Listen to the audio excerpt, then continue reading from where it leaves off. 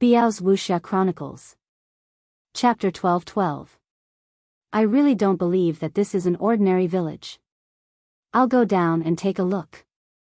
Lu Jing said. Don't act recklessly. Qin Feiyang reminded him. Got it. Lu Jing waved his hand impatiently. He sneaked into the village without anyone noticing and began to wander around. With his cultivation, no one would be able to discover him. Qin Feiyang stood silently in the sky, his eyes flickering. Suddenly, he seemed to have discovered something. He looked at the entrance of the village and saw a middle-aged woman standing there. The woman looked at the distant mountains, her hollow eyes filled with worry. She's been waiting here. Qin Feiyang muttered. He had seen this woman before. She was the young man's mother. Whoosh.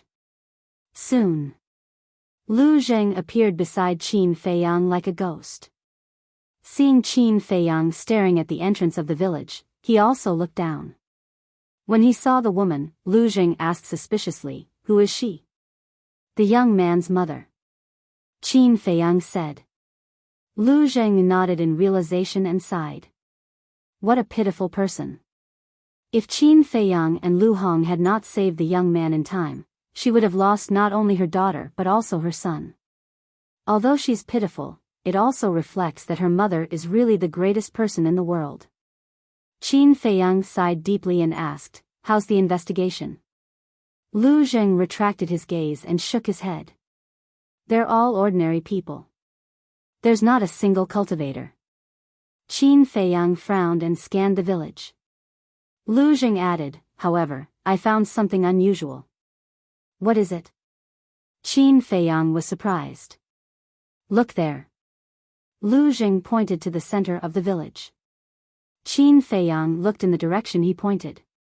He immediately saw a 5 to 6 meter high hill in the center of the village. However, it was not a hill. It was a tomb. There was also a tombstone in front of them. The tombstone was over 2 meters tall, and there were a few large words carved on it. Tomb of Ancestor King Yangfeng. Wang Yangfeng? I've never heard of such a person. Qin Feiyang frowned. Lu Zheng said, "Not just you, even I haven't heard of it before." But that's not the point. The point is that there's something strange about the tomb. What? Qin Feiyang looked at him in surprise. Come with me. As soon as Lu Zheng finished speaking, he dashed towards the grave. Very soon, when the two of them landed in front of the grave, an ancient aura immediately assaulted them. This aura came from the tombstone. Obviously, this tombstone had existed for many years. Lu Zheng said, "According to my estimation, this tombstone is at least 5 to 6,000 years old." That long? Qin Feiyang was shocked. Didn't this mean that this village had existed for at least 5 to 6,000 years? What kind of secret was hidden in such an ancient village? He suddenly felt that this village seemed to be covered with a mysterious veil, making it impossible for him to see through it. Lu Zheng said, "Release your perception and see if you can find anything in the tomb." Qin Feiyang was stunned. He released his perception and rushed towards the tomb. The next moment, his body shook violently, and his eyes were full of shock. There was actually a mysterious force hidden in this tomb that blocked his perception. You found it. There's a lot of mystery in here.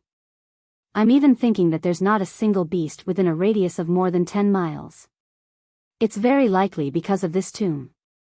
Lu Zheng's eyes shone brightly. Qin Feiyang said, "You mean that the owner of this tomb was extremely powerful when he was alive, so those beasts didn't dare to approach the village?" Lu Zheng nodded. It's getting more and more interesting. Qin Feiyang chuckled. He never expected to encounter such an interesting village on the way. Who's there? Suddenly, a shout was heard. A villager walked out of a house not far away with a torch. He accidentally saw 2 shadows in front of the tomb and immediately shouted. But the next moment, then, the 2 shadows disappeared. What's going on? Was it an illusion? The villager rubbed his eyes and looked at the grave suspiciously. He didn't take it to heart and turned to walk towards the house on the opposite side. He shouted, "Brother Mu, give me some wine. I've finished it." "You drunkard, will you die if you don't drink for a day?" Following this, a cursing sound came from within the house. Back to Qin Feiyang and Lu Zheng. The two of them didn't leave. They just hid behind the tomb. Lu Zheng whispered, "Why don't we wait until it's late at night and dig it up to take a look?" Digging up someone's ancestral tomb, aren't you afraid of shortening your life? Qin Feiyang was speechless. He actually came up with such a rotten idea. What a genius. Lu Zheng rolled his eyes at him and said blandly, "Cultivators, don't be so superstitious, okay?" Qin Feiyang said, "Don't talk nonsense. I can't do such a wicked thing as digging up someone's ancestral tomb." Lu Zheng frowned and said, "Then don't you want to know what's inside?" "Yes, but there are many ways. We don't have to dig up the tomb," Qin Feiyang said. Stubborn. Lu Zheng glared at him and said, "I don't want to talk nonsense with you. I'm going to look for that little girl." After saying that, he left quietly. Qin Feiyang glanced at the grave and also silently soared into the sky, disappearing without a trace. Time passed quietly. Late at night. The young man had fallen asleep. Lu Hong held him in her arms. No one knew what she was thinking. She stroked the young man's hair in a daze. But there was a trace of motherly love on her face. Swish. A white figure appeared out of thin air. It was Qin Feiyang. And Lu Hong didn't notice Qin Feiyang's appearance. Qin Feiyang was stunned. He walked up to Lu Hong, looked at the expression on her face, and said with a smile, "Since you like children so much, you should find a man you love and have one as soon as possible." Ah! Lu Hong was shocked. She looked up at Qin Feiyang, and her face suddenly blushed. "What are you thinking about? Why are you so shy?" Qin Feiyang was curious. Nothing, nothing," Lu Hong hurriedly waved her hand, looking a little flustered. Qin Feiyang shook his head helplessly and said, "You little girl, you must be hiding something." Lu Hong smiled embarrassedly and asked, "Did you find his sister?" "The others don't know, but I didn't find her." After saying that, Qin Feiyang looked at the sleeping youth and said, "He's most likely already met with misfortune." He didn't care about his own safety and went deep into the mountains alone. It can be seen how deep their relationship is. If his sister is really killed, you can imagine how heavy a blow it will be to him. Lu Hong sighed. Qin Feiyang said, "Life is like this. Only by suffering can one learn to grow." Lu Hong said, "But this is too cruel for him. After all, he is still young." Qin Feiyang said, "Everyone has a process of growth. This may be his fate." Lu Hong sighed deeply. Swish. Not long after. Fatso and Wolf King also came back. "How is it?" Lu Hong asked. The man and the wolf shook their heads. After that, Viper, Dan Wangkai, the Flood Dragon, the Pangolin, and so on also came back one after another, but they didn't find Wang Jin. Not to mention 100 miles, they even searched a radius of 200 miles, but there was no trace at all. "Okay then, you go to the castle and continue to cultivate." Qin Feiyang waved his hand and was about to send everyone to the castle, but he suddenly frowned and said, "Have you seen Lu Zheng?" "No, isn't he with you?" Fatso said. Qin Feiyang frowned and sent everyone to the castle. After waiting for a while, Qin Feiyang couldn't help but frown. Where did Lu Zheng go? Did he really go to dig up someone's ancestral grave while I was away? Qin Feiyang was surprised. Lu Hong was stunned and asked, "Dig up someone's ancestral grave? What's going on?" Qin Feiyang said, "It's a long story. Hurry up and carry him. Let's go to that village." "Okay." Lu Hong nodded, picked up the sleeping boy, and followed Qin Feiyang to the village. After a while, the two of them came to the sky above the village. At this time, the lights in the village had all been extinguished, and it was dead silent. Qin Feiyang looked directly at the grave and saw a dark shadow sneaking around the grave. Who else could it be but Lu Zheng? This son of a bitch, he really did it. Qin Feiyang was furious. He landed in front of the grave like lightning and shouted, "What are you doing?" Lu Zheng was startled. When he saw that it was Qin Feiyang, he was relieved. There's something strange about this grave. Lu Hong landed in front of the grave, and there was a touch of surprise in her eyes. Lu Zheng glanced at Qin Feiyang, who had a dark face, and went up to Lu Hong with a guilty conscience and said with a flattering smile, "Hong, your insight is really good." Qin Feiyang said, "Don't change the subject. Do you want to dig up the grave?"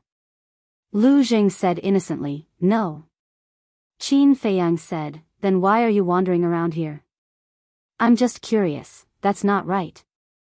I'm your cousin. What am I doing? What right do you have to interfere? I should be the one to interfere." Lu Zheng said angrily. "You also know that you're my cousin? As my cousin, shouldn't you set a good example in front of your cousin?" Lu Hong looked at him disdainfully. Lu Zheng said with a smile, "Hong is right. I will perform well in the future. I guarantee that you will be satisfied." Lu Hong couldn't help but have a headache. Couldn't this guy be a little more serious? "Don't call me Hong all day. It's so disgusting. Since you want to know what's inside so much, I'll satisfy you," Qin Feiyang said. "So you agree with me digging up the grave?" Lu Zheng's eyes lit up. "Get lost," Qin Feiyang shouted secretly. Lu Hong hurriedly comforted him, "Don't be angry. Although he's a scumbag, he's your cousin after all." Lu Zheng said aggrievedly, "Hong, what do you mean? How am I a scumbag? You're hurting my heart. I don't want to talk to you." Lu Hong turned her head away. Out of sight, out of mind. Lu Zheng's expression stiffened. He turned his head to look at Qin Feiyang for help and said, "Cousin, Hong is angry. Quickly help me put in a good word. Cousin's lifelong happiness depends on you. Why do I feel like you're asking for a beating?" Qin Feiyang looked at him helplessly, rubbed his swollen head, and said, "I said I'll satisfy you, not to dig up the grave, but to stay in the village and slowly investigate." "I see. No. You want me to stay in the village to investigate, while you go to the Sea of Reincarnation. Aren't you deliberately trying to separate me and Hong? Cousin, you can't be like this. After all, we're related by blood." Lu Zheng said discontentedly. "I'll stay too. Lu Hong will stay too. We'll all stay. Is that okay?"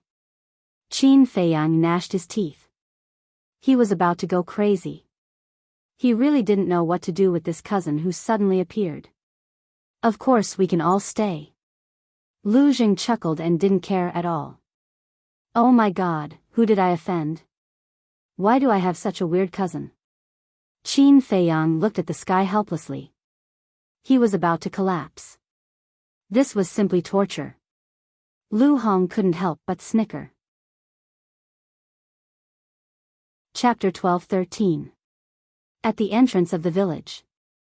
"Jia, come back quickly." The woman looked at the vast mountains in the night and muttered to herself helplessly. Thud. Suddenly, the sound of steady footsteps could be heard. The woman hurriedly looked over and saw two men and a woman walking out of the darkness. The woman was holding a young man in her arms. It was Qin Feiyang and the other two. At this moment, they restrained their cultivation and aura and looked like ordinary people. Jia, Seeing the young man, the woman trembled and immediately ran over. But seeing that the young man did not respond, her expression changed and she looked up at Lu Hong and asked, "Miss, what's wrong with my son?" She thought that something had happened to the young man and was so anxious that she burst into tears. "Don't worry, he's just tired and fell asleep." Lu Hong smiled and comforted her. "Fell asleep? The woman was stunned and then sighed in relief. Then, she looked at the three of them and asked suspiciously, "May I know who you are?" "We're passers-by. Not long ago, your son encountered a poisonous python and we happened to pass by, so we saved him and sent him back." Lu Hong smiled and said, "So you're Jia, or saviors. Thank you." The woman immediately knelt on the ground and said gratefully, "You can't do that, get up quickly." Seeing that, Lu Hong hurriedly said, then looked at Lu Zheng and said angrily, "What are you waiting for? Hurry up and help Auntie up." Okay. Lu Zheng nodded and walked to the woman and said with a smile, "It's just a small matter, don't mention it. To you, it's a small matter, but to me, it's a huge favor. Now, I only have Jia left, if even he is gone, I don't know how to live. This old woman is unable to repay your great kindness. I would like to invite the three of you to have a seat at my home." The woman got up and said with a sincere face. Qin Feiyang and the other two looked at each other and smiled. This was exactly what they wanted. Lu Hong smiled and said, "Then we'll be disturbing you." No. The woman waved her hand repeatedly and looked at Lu Hong with a smile. "Miss, thank you for your hard work. Give Jia to me." Lu Hong said, "It's okay. You're a little weak. I'll carry you inside. You're Jia, savior, how can I let you do this kind of manual labor?" The woman was a little scared. Lu Hong smiled and said, "It's really fine. Let's go in." All right, thank you, Mississippi," the woman said gratefully. Then, she turned around and led Qin Feiyang and the other two into the village. They walked down a small path on the left. "Miss, how do you know that my body is weak? Are you a doctor?" As the woman walked, she turned back to look at Lu Hong and asked. Lu Hong smiled and said, "I'm not a doctor. Jia told me that." "This child," the woman shook her head and smiled. Lu Hong said, "Your son is very sensible." A trace of pride appeared on the woman's face. She said, "Although our family's conditions are not as good as the others in the village, when it comes to being sensible, no child can compare to Jia. By the way, what are your names?" "My name is Lu." Lu Hong was about to say her name when Qin Feiyang suddenly coughed and interrupted her. Lu Hong looked at him suspiciously. Qin Feiyang said telepathically, "Although this is a little remote, it's still in the capital. It's better to be careful." Lu Hong nodded and looked at the woman. "My name is Lu Shaoqin. These two are Jiang Fei and Jiang Zheng." "Jiang Fei, Jiang Zheng?" The woman was stunned. Looking at Qin Feiyang and Lu Zheng, she asked, "Are you brothers?" "Ahem." Qin Feiyang coughed and nodded. "Kind of." Lu Zheng said discontentedly, "What do you mean kind of?" "We are brothers." "Shut up and don't talk." Qin Feiyang glared at him. "Why? My mouth is on my face. I can say whatever I want. Why do you care?" Lu Zheng rolled his eyes at Qin Feiyang. "If you talk nonsense again, don't follow me," Qin Feiyang said with a dark face. "Don't be mistaken. I'm not following you. I'm following Hong.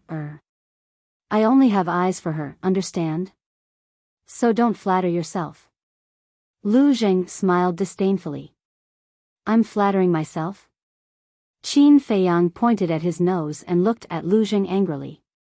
"Nonsense. If you're not flattering yourself, am I?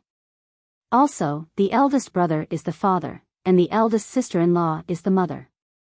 Although I'm not the boss at home, I'm still your brother. Show me some respect. In addition, be more polite to your sister-in-law Hong, in the future." Lu Zheng said. "Sister-in-law Hong, Lu Hong froze. Immediately after, her face was filled with anger.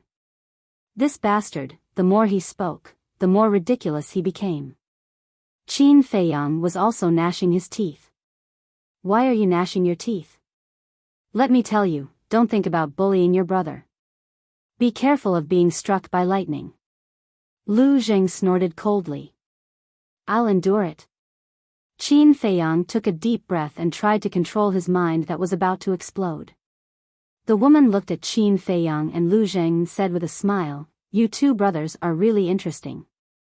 Really? Lu Zheng asked. There's a popular saying in our village. Fighting is love, and scolding is love. The more you do this, the more it shows that you care about each other. Jia and Jean used to be the same.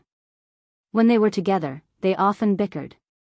When they were not together, they often missed each other. The woman sighed, looking a little disappointed. Really? Lu Zheng was stunned. He glanced at Qin Feiyang and said playfully, I didn't know that you cared about me so much. Qin Feiyang's mood was simply about to go crazy. Stop it, okay? Lu Hong glared at Lu Zheng angrily. Didn't he see that the woman was about to cry? Lu Zheng smiled embarrassedly and shut his mouth. Lu Hong turned to look at the woman and said with a smile, Heaven helps the worthy. Your daughter will be fine. Thank you. The woman smiled gratefully and pointed to the front. That's my home. The three of them raised their heads and looked over. Immediately, their hearts felt as if a bottle of mixed feelings had been knocked over. It was extremely uncomfortable. The home the woman pointed to was just a shabby wooden house. Soon, the three of them followed the woman and came to the front of the wooden house. A damp, rotten smell immediately came to their faces. The wooden house only covered an area of dozens of meters and was surrounded by a simple fence. A lot of firewood was piled up in a corner.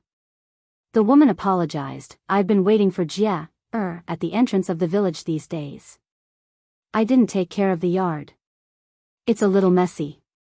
Please don't mind. It's okay. Lu Hong said with a smile. The woman smiled, walked to the door, and pushed it open. The moment the door was pushed open, the three of them really saw what it meant to have 4 bare walls. There was nothing in the hall of the house except a table and 4 stools. Even the table and stools were very shabby. But there were many paintings on the old walls. There were landscape paintings, figure paintings, bird paintings, and beast paintings. They were very lifelike and full of charm. And there were 4 rooms inside. 3 bedrooms and a kitchen. There was only 1 bed in each bedroom. The kitchen was not big, just enough for 1 person to go in and out. However, although the house was relatively simple, it was very neat and clean. Lu Hong asked, which room is Jia-er's? Here. The woman lit the candle and led Lu Hong into one of the bedrooms. Qin Feiyang and Lu Zheng stood in the hall, looking at the paintings on the wall. There were more than a dozen paintings on the wall of the hall, but Qin Feiyang noticed that the painting in the center was not a family picture, but an old man riding a crane.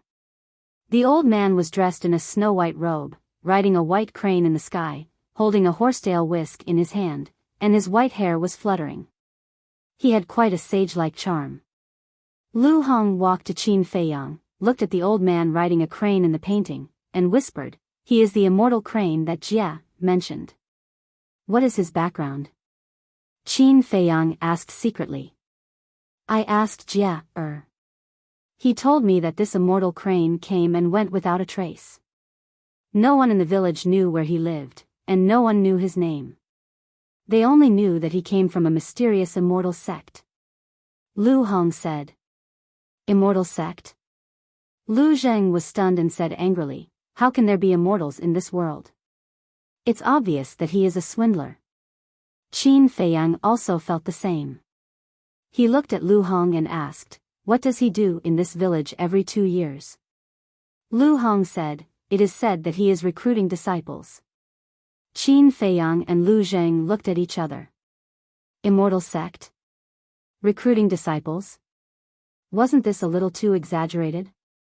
Lu Hong said, Jia said that any child who is chosen by a mortal crane will be taken away immediately, and the people in the village are eager to be taken away by him, because once they are chosen by a mortal crane, they have the qualifications to become immortals.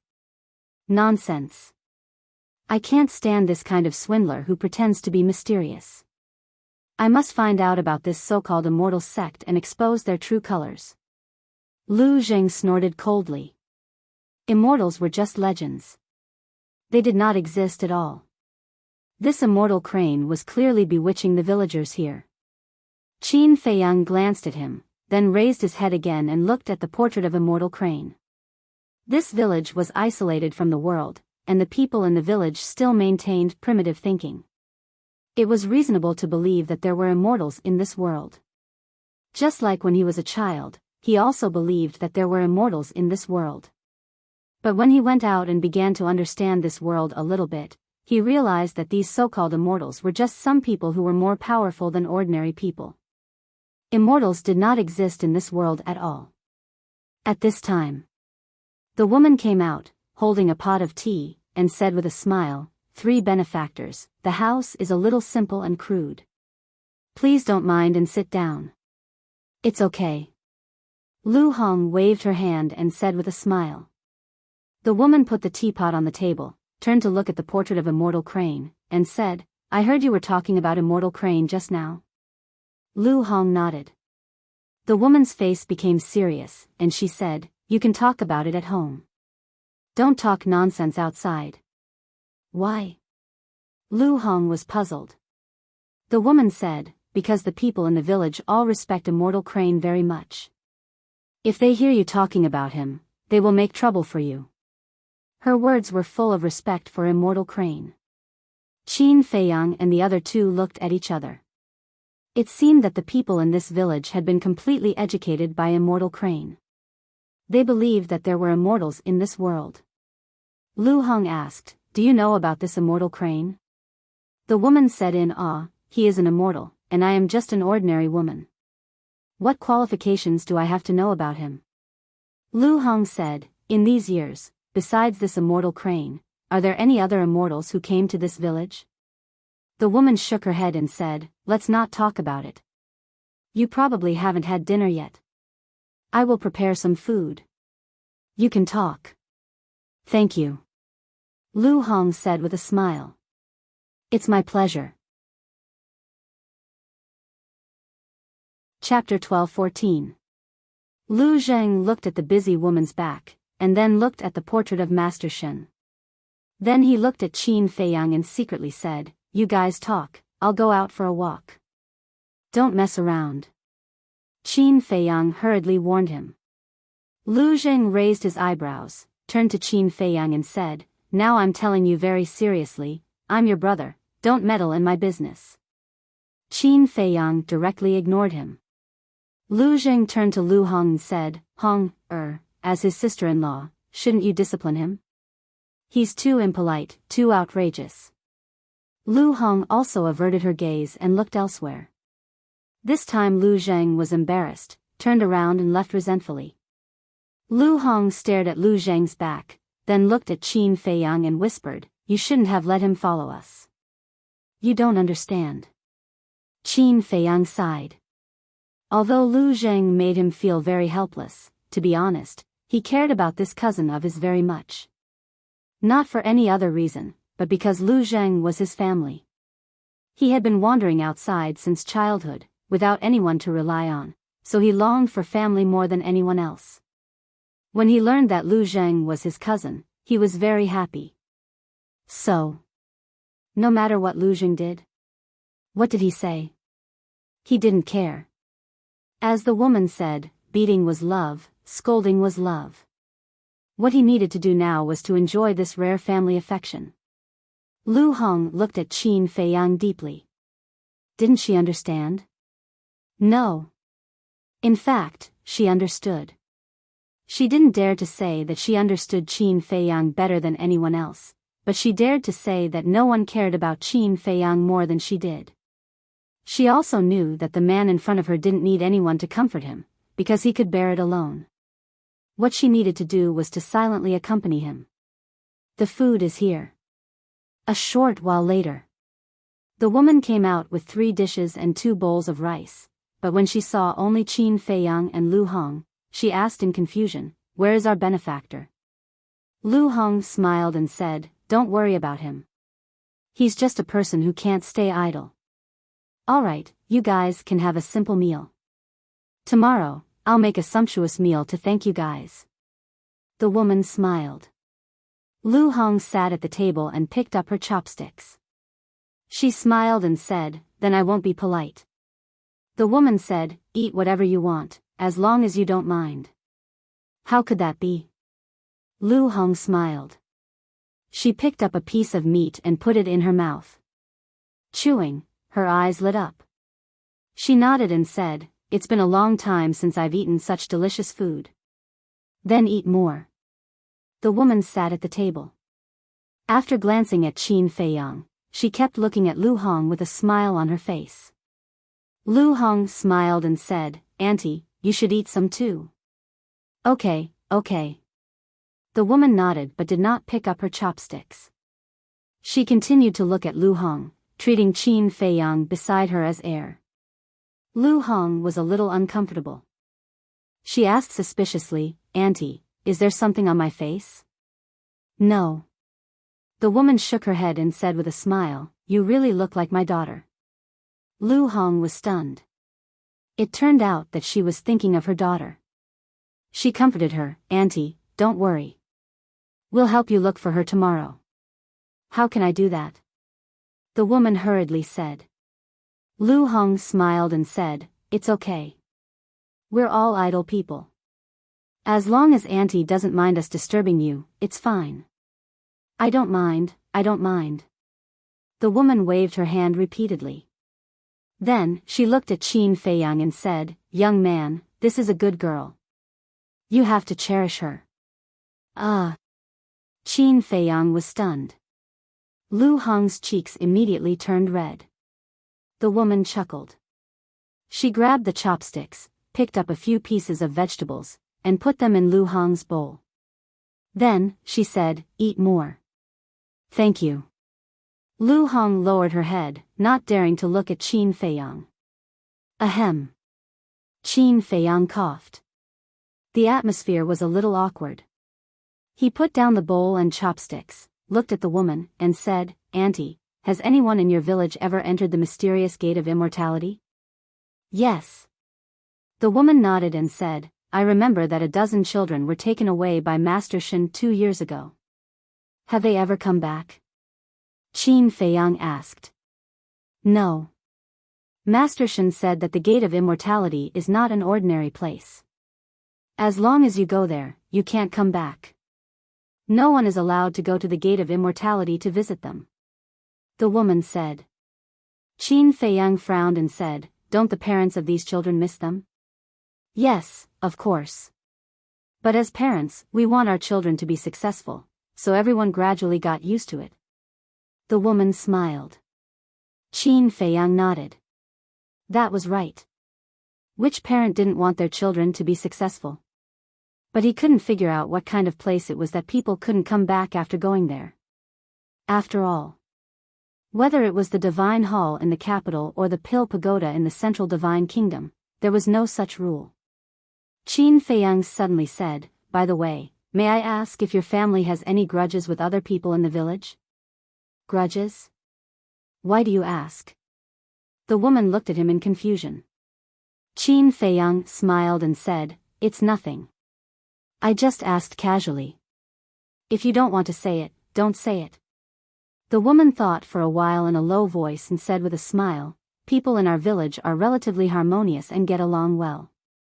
They won't have conflicts over small things." "What if it's a big deal?"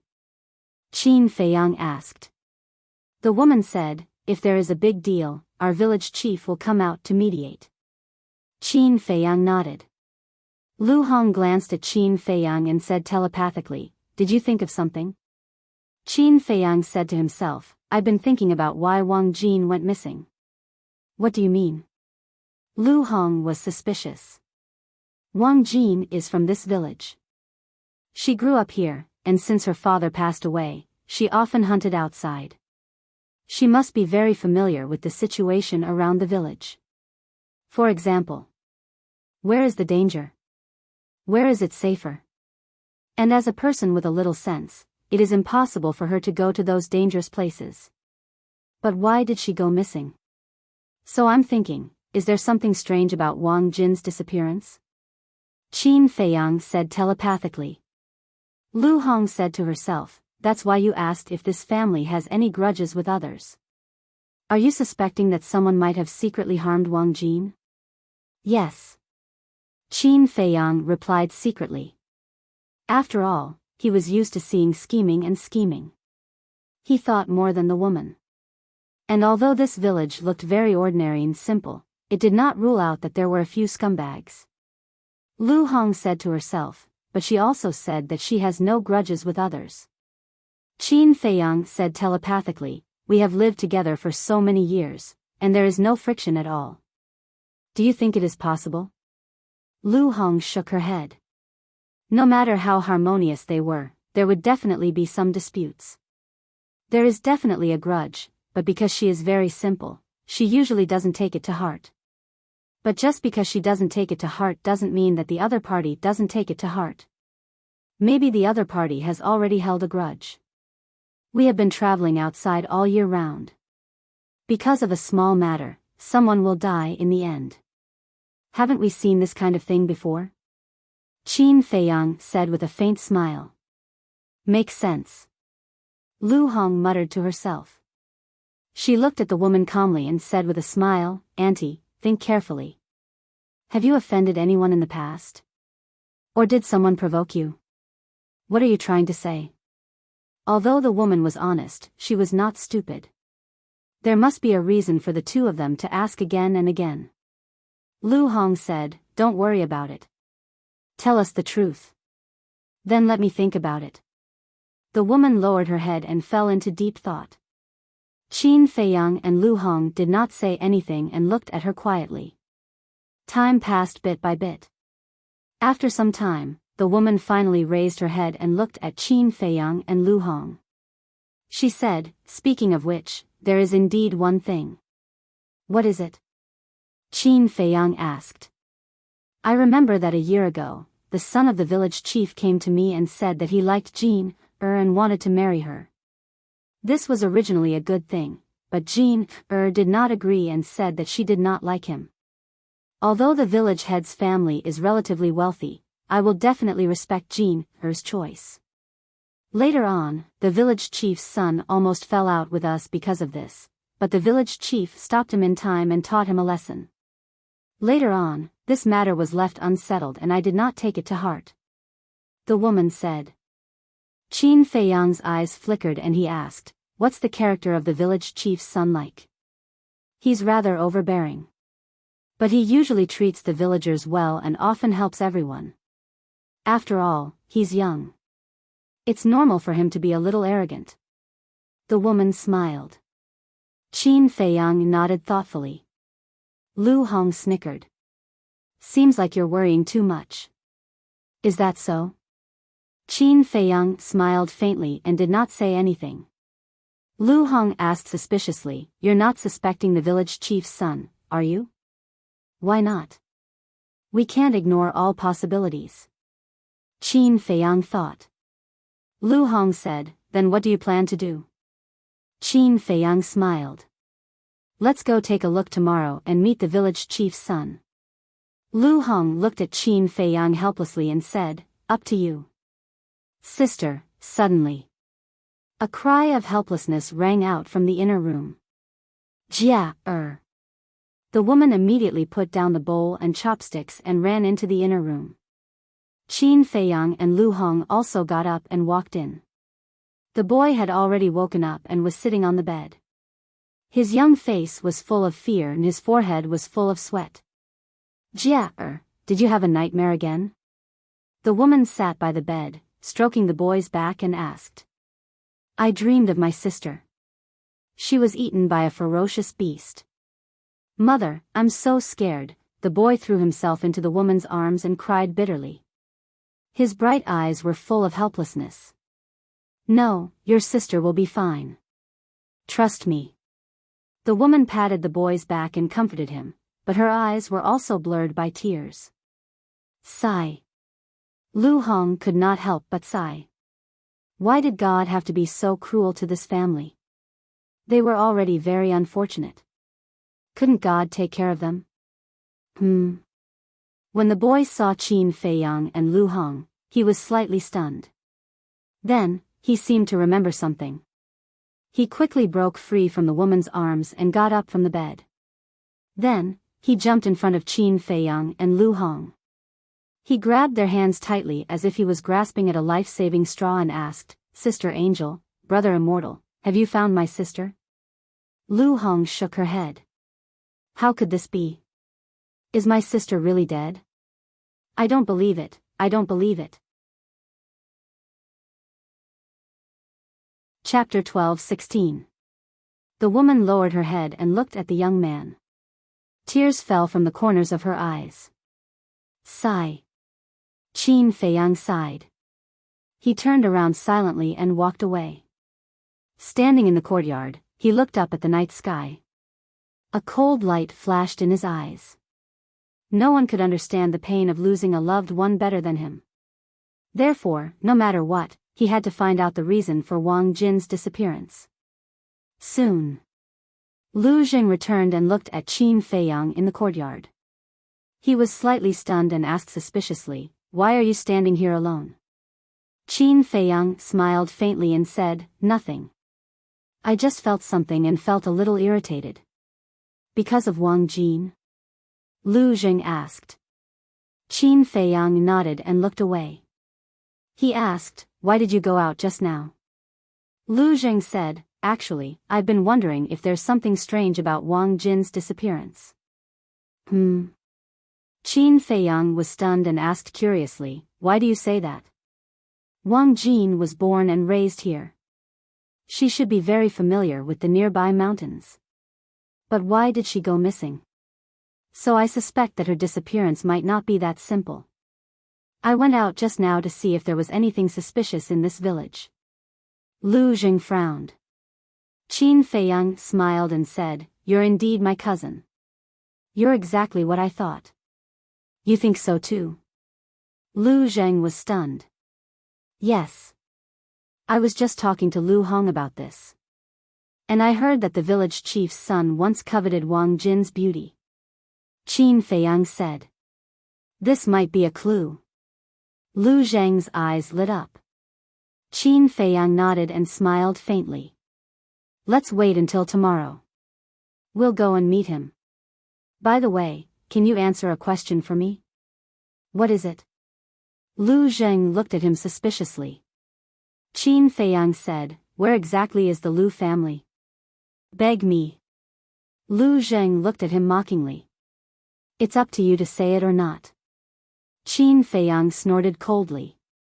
Lu Zhang raised an eyebrow and said unhappily, "You're asking someone for advice, and you still have this attitude? Are you going to tell me or not?" Qin Feiyang frowned. "I won't." Lu Zhang turned his head to look elsewhere, his face full of displeasure. "Forget it if you don't want to tell me." Qin Feiyang glanced at him indifferently, then rose into the air and disappeared into the night sky like a bolt of lightning. This brat has no respect for his elders.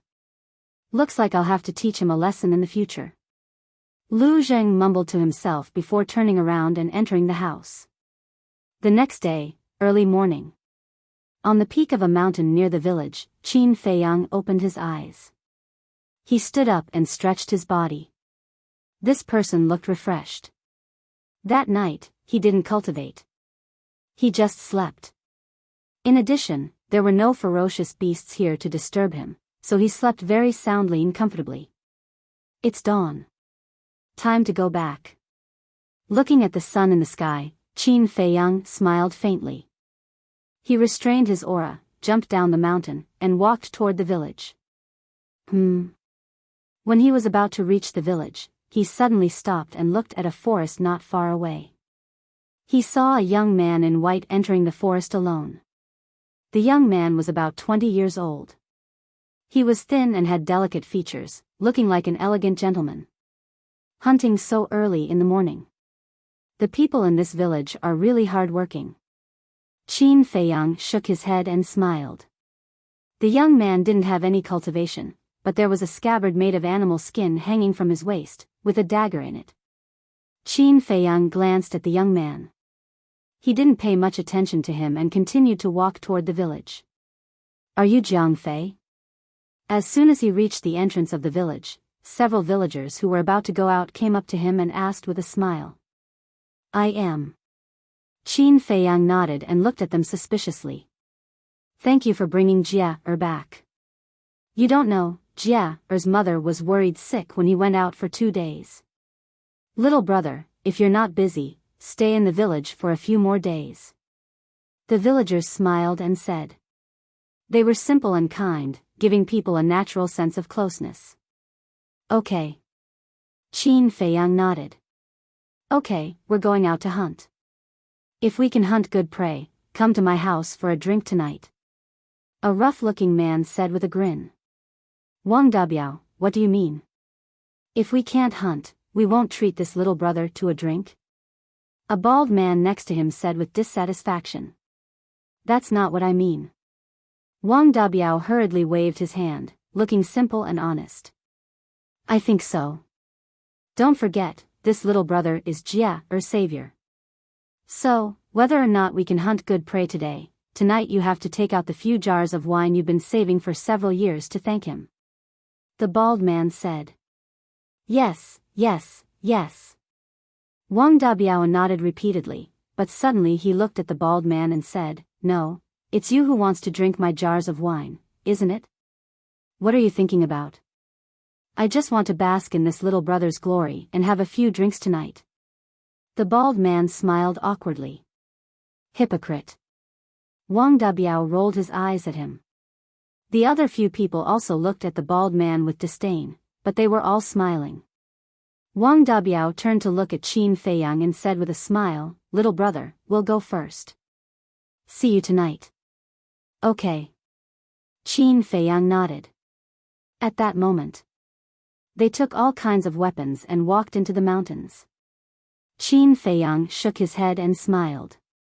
The people here were not only kind, but also very forthright. He liked this place. There was no scheming or scheming. Everything seemed ordinary and peaceful. I really hope that one day, I can live like them. Qin Feiyang muttered and turned to enter the village. Good morning, little brother Jiang Fei. I went to Jia's house just now and was wondering why I didn't see you. So you're here. Little brother, thank you for saving Jia. Come to my house when you're free. Along the way, the villagers that Qin Feiyang met all greeted him warmly. How do you know all of this? Qin Feiyang felt a little helpless. Isn't this news spreading too fast? When he returned to the young man's house and saw the situation in front of the yard, he was even more speechless. There was a sea of people in front of the yard. It was so crowded that it was as if everyone was watching a monkey show. Isn't this little brother Jiang Fei? Where did you go last night? Everyone didn't see you and was worried about you. When they saw Qin Feiyang, the crowd immediately started asking him about him. They were so enthusiastic that even Qin Feiyang was a little overwhelmed. Someone laughed and said, It's good that you're back. Everyone, make way, don't block the little brother's way. Everyone smiled happily and retreated to the side. Qin Feiyang nodded to them and walked into the yard. He saw that in the hall of the house, apart from Lu Hong, Lu Zheng, the young man, and the woman, there was also an old man. The old man was stooped and supported himself with a walking stick. He had a braid on his head and looked quite energetic.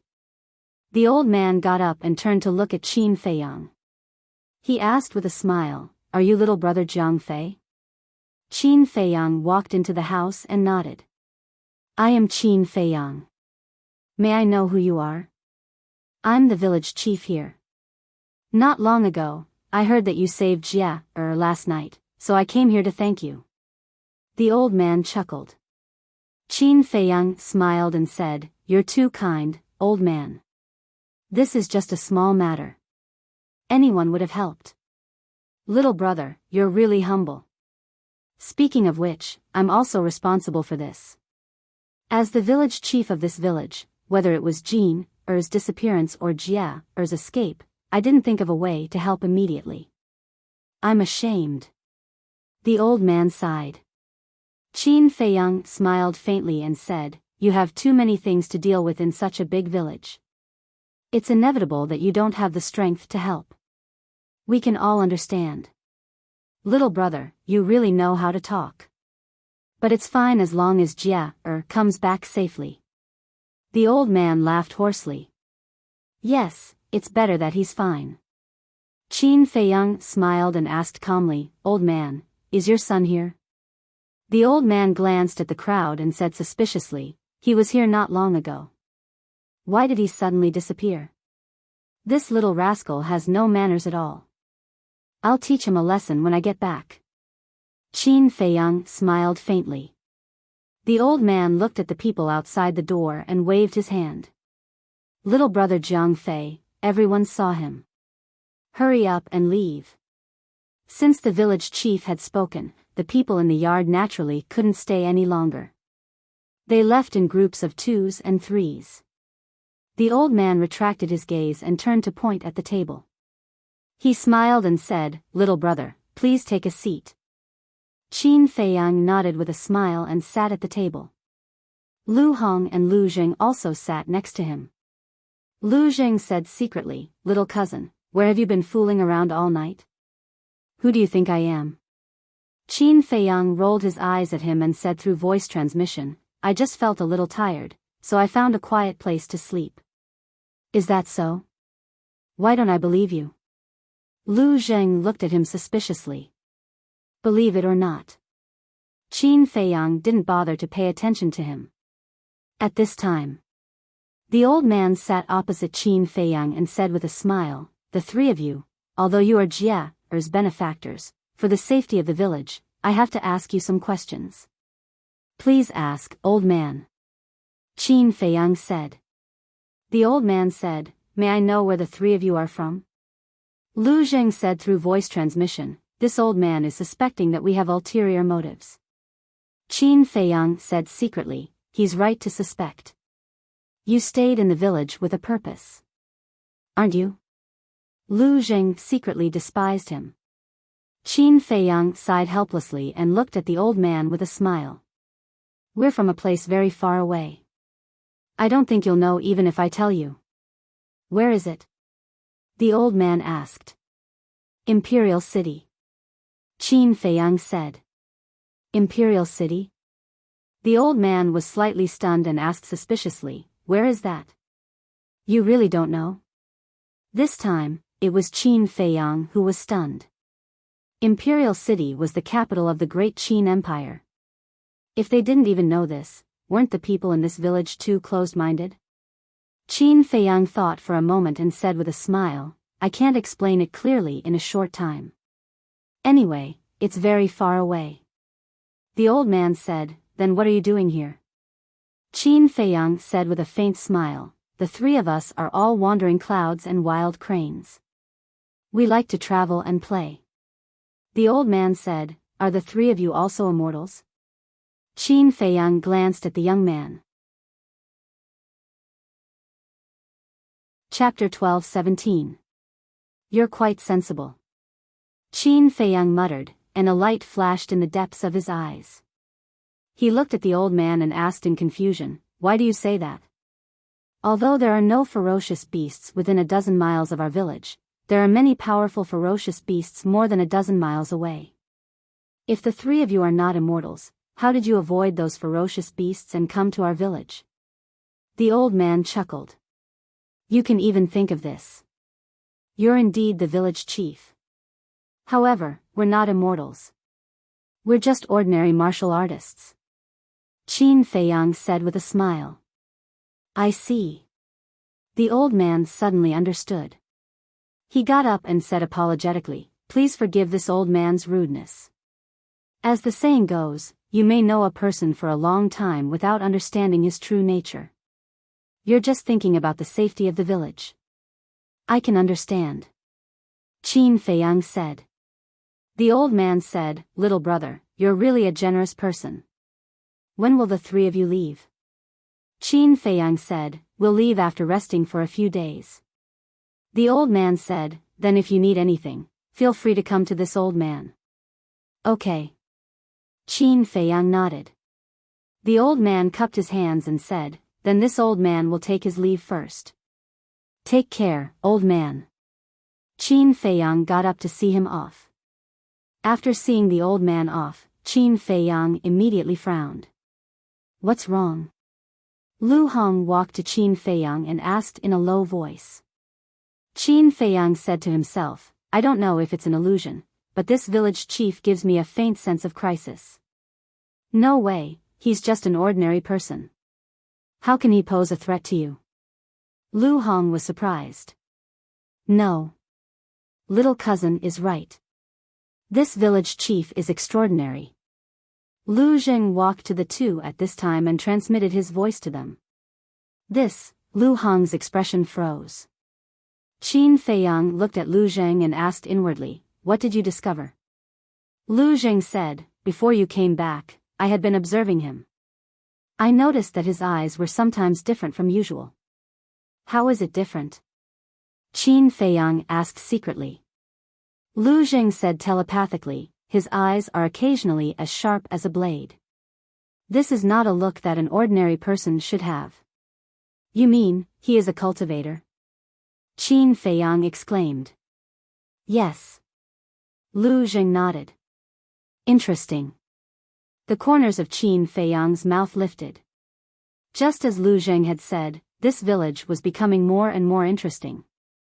At this moment, the woman looked at Qin Feiyang and the other two and said with a smile, 3 benefactors, don't just stand there. Take a seat, I'll prepare some breakfast for you. Thank you, Auntie. Lu Hong turned to the woman and smiled. Like I said, don't be so polite. Just treat this as your own home. The woman chuckled and then went into the kitchen. The young man looked at the woman and ran to the 3 of them. He knelt on the ground and begged, Sister Angel, Brother Immortal, please help me find my sister. Qin Feiyang frowned and said, a man shouldn't kneel to others so easily. Get up. The young man was a little panicked and hurriedly got up.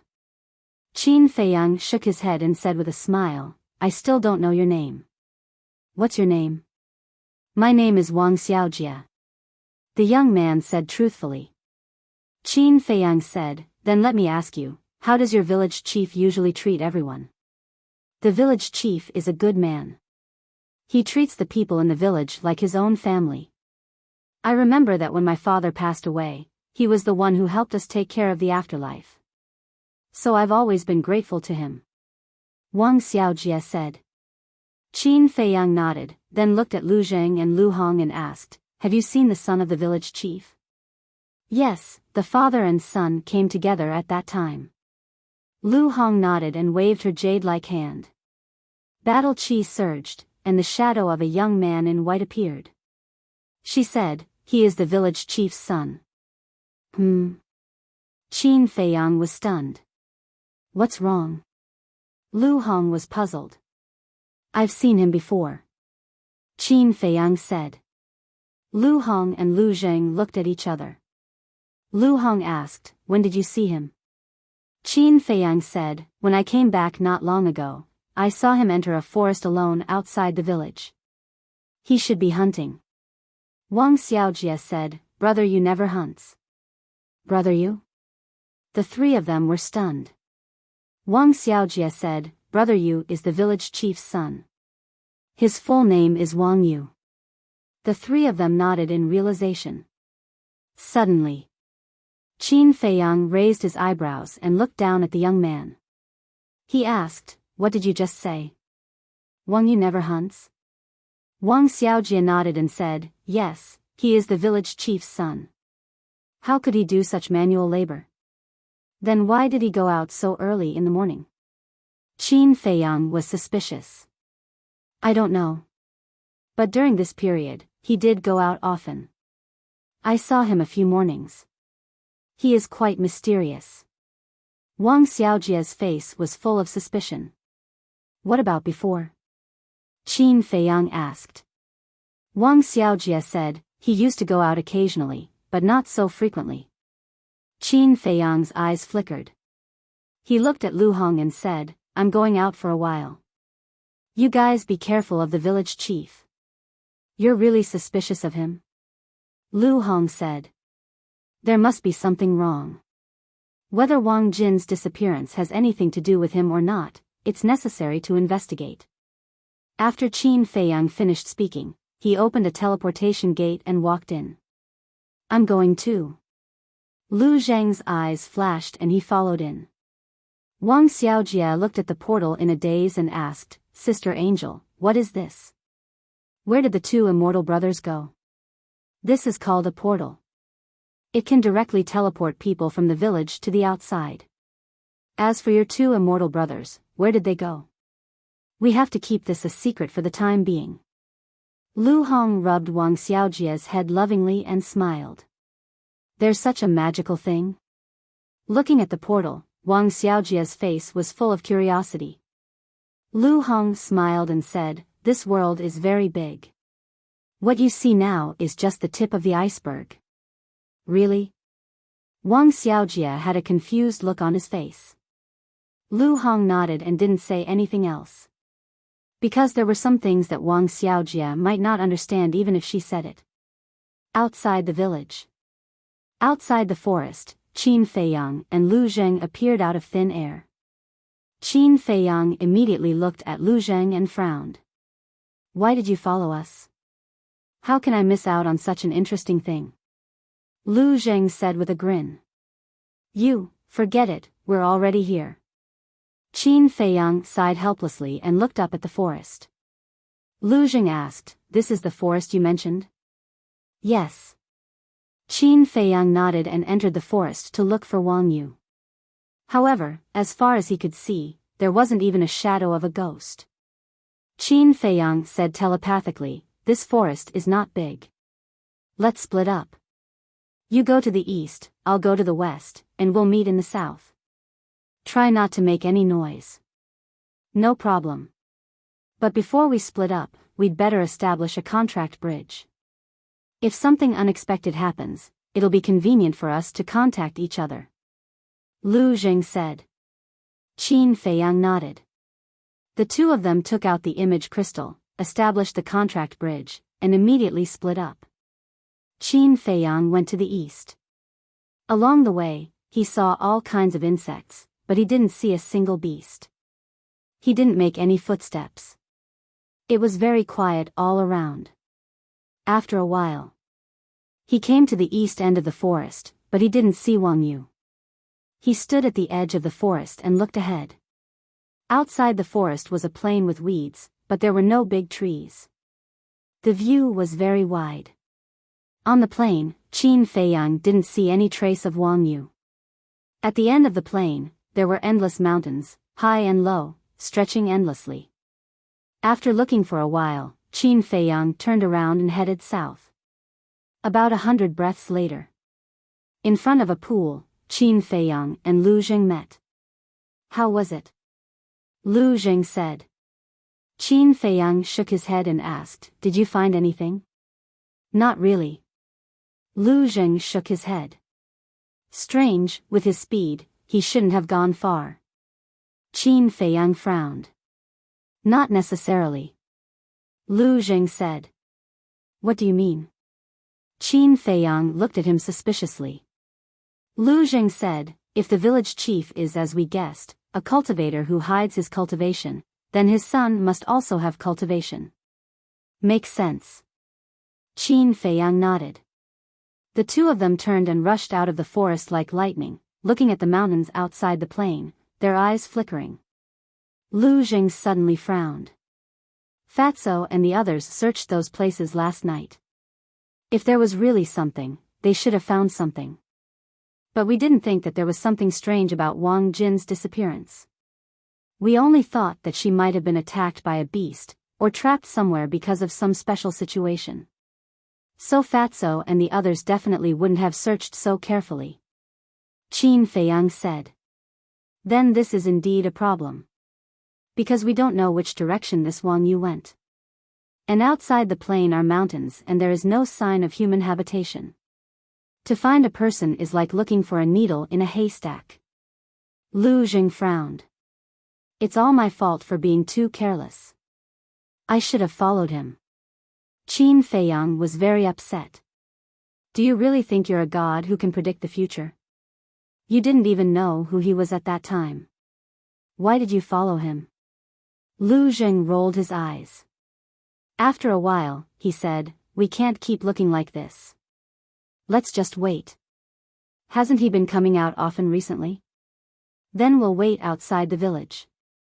That's the only way. Qin Feiyang nodded. The two of them looked around the forest again, then returned to the place where they first entered the forest. They stood on the branch of a big tree, using the dense leaves to hide their figures, and waited quietly. Time passed little by little. Noon. Smoke rose from the chimneys of every house in the village, hovering above the village like giant dragons. The people who went out hunting also returned one after another. Some people returned with a full load, and of course, some returned empty-handed. Whoosh! Suddenly, a whistling sound came from the forest and reached Qin Feiyang and Lu Zhang's ears. The two of them looked at each other, their eyes shining. A whistling sound meant that someone was flying over. They hurriedly looked in the direction of the sound and saw a young man in white flying over from the forest in front of them. And he was not slow. He really has a cultivation base. Their eyes trembled slightly. Chapter 12:18. Moreover, the cultivation level that Wang Yu was currently displaying was not low. He was actually a one-star war saint. Incredible. There's actually a war saint hidden in a village of ordinary people. Lu Zheng muttered secretly. Yeah. Qin Feiyang nodded.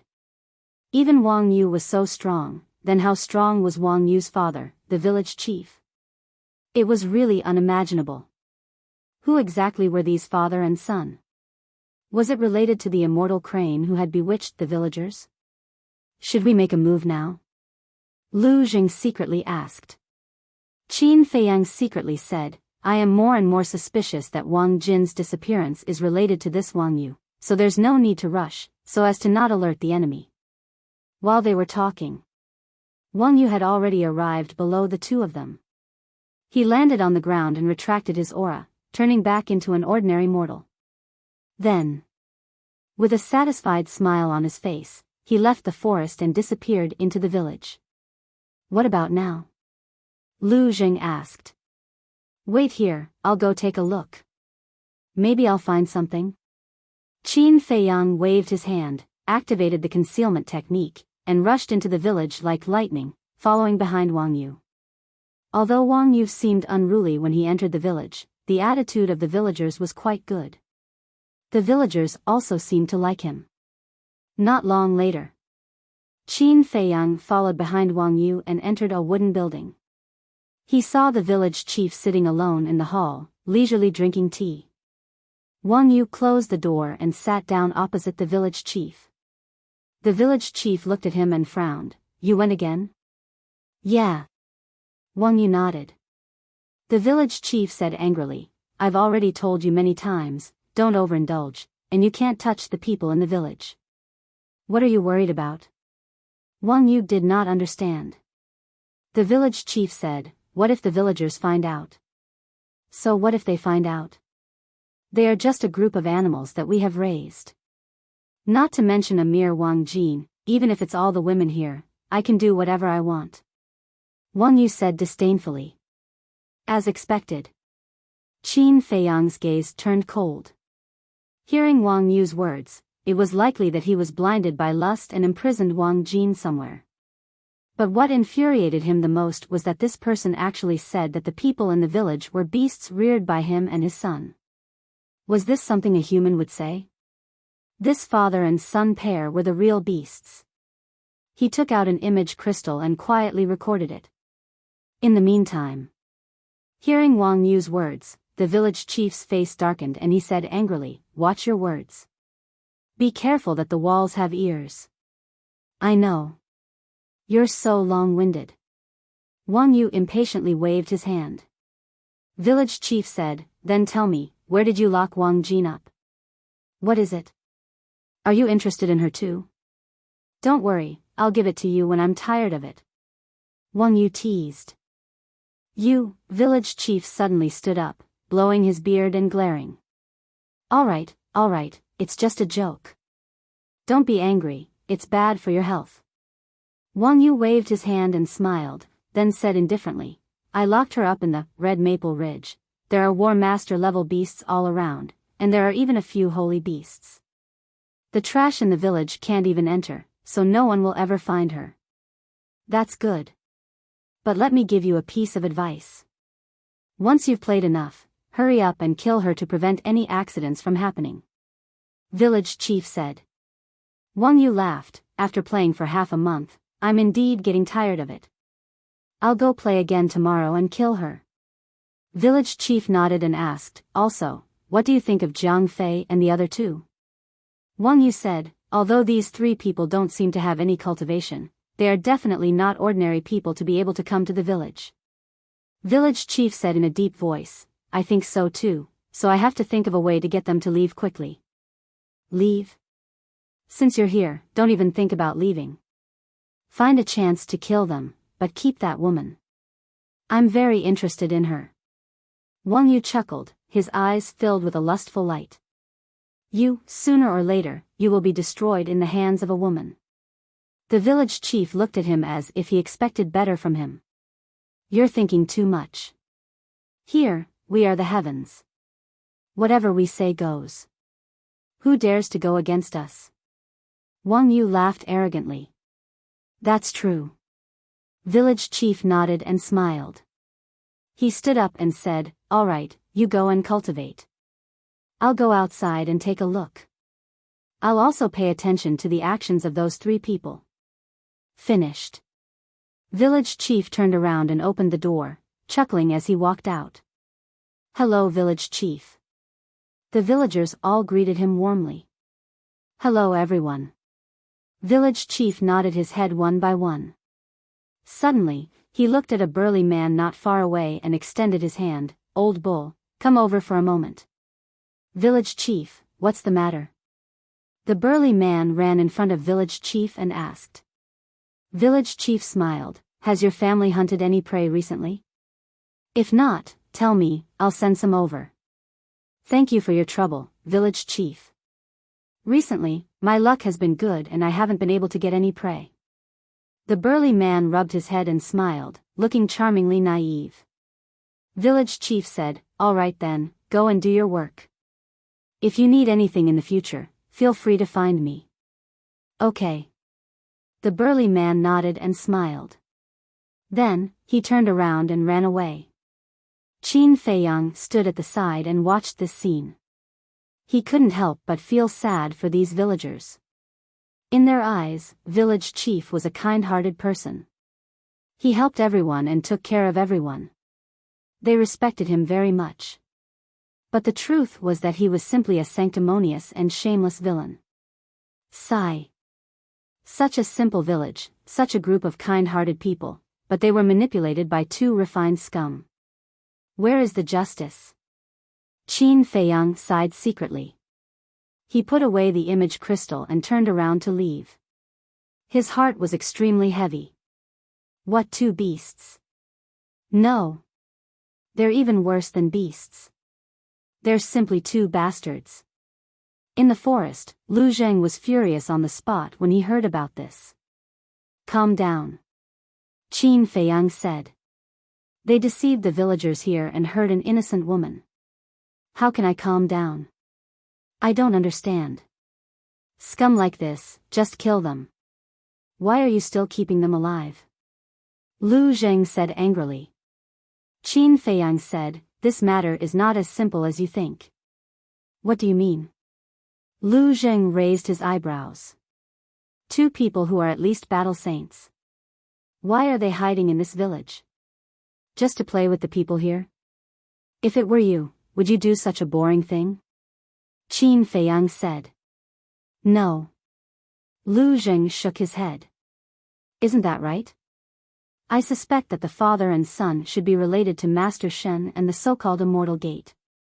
Qin Feiyang said. You want to cast a long line to catch a big fish? Lu Jing asked. Yes. Qin Feiyang nodded. Then just take them down and force them to talk. Why do you have to go through so much trouble? Lu Zheng looked at him discontentedly. Qin Feiyang said lightly, what if they would rather die than talk? Lu Zheng didn't say anything. Don't worry. They will definitely pay a price for this, and the price won't be small. Qin Feiyang's eyes flashed with killing intent. What about Wang Jin? Lu Zheng asked. We can't let her continue to suffer. Tomorrow, we will rescue her first.